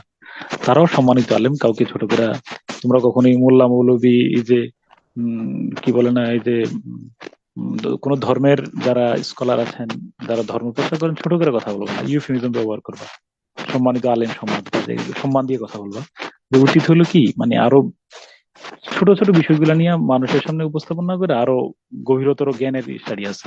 মনে রাখবো, আমরা মুসলমানরা পিছিয়ে যাওয়ার একটাই কারণ হলো ধর্মরে, ওই যে নজরুল যেটা বলে গেছেন, এই যে বিবি তালাকের ফতুয়া খুঁজেছি, বিশ্ব যখন এগিয়ে চলেছে, কি বলো, আমরা তখনও পিছিয়ে। বিবি তালাকের ফতুয়া খুঁজছি কোরআন হাদিস চর্চে, শুধু ওই হাবিজাবি বিষয়গুলো গবেষণা করতে, আর কোনো কিছু নেই। কেমনে কয়েকটা বিয়ে করবো, 3টা না 5টা বিয়ে করবো, এটা নিয়ে আমাদের আলোচনার।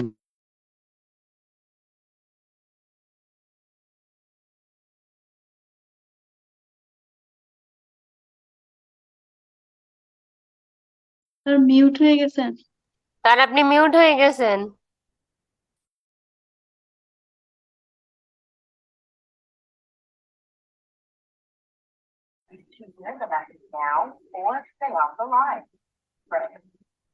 This is a message from Harvey Austin School. A student in your household and grade, O2, name, wrote something, Salisbury, was marked absent on November 30th, 2023. Please send a note on the student to return to school to provide an explanation. আজকে কয় তারিখ? 30 তারিখ। 30 November sir. স্কুলে দিয়ে আসছি, absent দেখালো কেন বুঝলাম না আমি।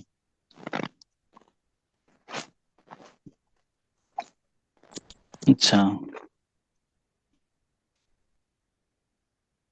ও বুঝছি, হ্যাঁ, ওই যে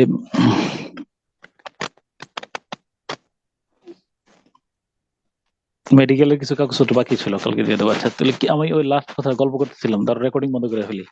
কি বলতেছিলাম না তোমার কথাটা?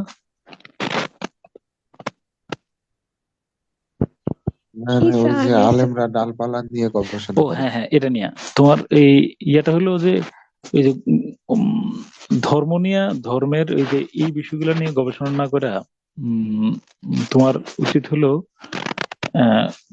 যে ধর্মে আছে, যে মতবাদে আছে, এগুলোর সাথে সাংঘর্ষিক রূপে যাও না, কারণ ধর্মের যুক্তি দিয়ে তুমি বিশ্বাস করতে পারবে না। শুধু আপাতত একটু আমি বলছি যে আমার ধর্মের বিশ্বাসের একটা অংশ আমি মোহাম্মদ সাল্লামকে বিশ্বাস করি, আমি মনে করি যে তিনি আলামিন। মনে রাখবে যে আমাদের বিশ্বাসের মূল একটা জায়গার মধ্যে, একটা বিন্দুতে দাঁড়ায় আছে। বিন্দুটা কি, তোমার আমি 1 মিনিটে গল্পটা বলি।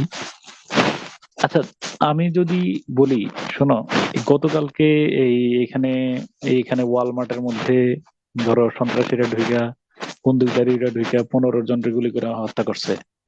আমি এই কথাটা তোমাদেরকে বললাম, আমি হলাম সংবাদ কি বলো দাতা।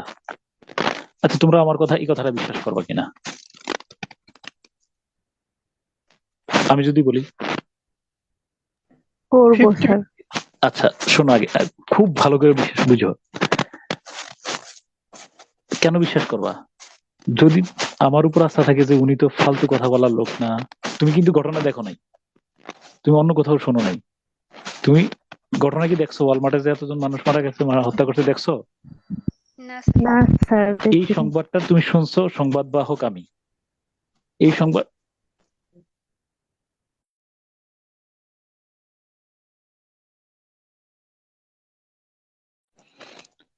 এখন তাহলে এই অদৃশ্যের খবরটা যেটা তুমি জানো না, বিশ্বাস করছো কিসের কারণে?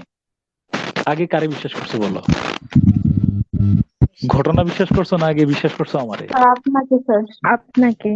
জাস্ট যদি তুমি মনে করো যে আরে উনি তো এরকম বহুত ফালতু কথা বলে, তাই না?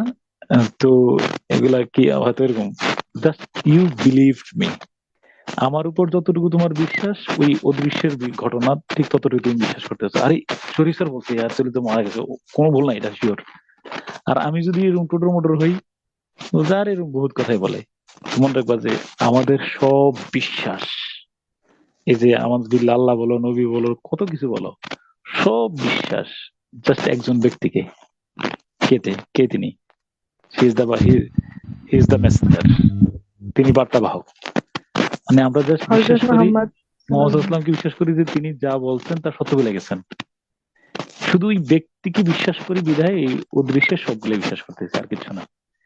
আল্লাহ বলো, কোরআন বলো, ইয়া বলো, এগুলা কোনোটাই তুমি যুক্তি ইয়া দিয়ে বিশ্বাস করাইতে পারবে না, সম্ভব না।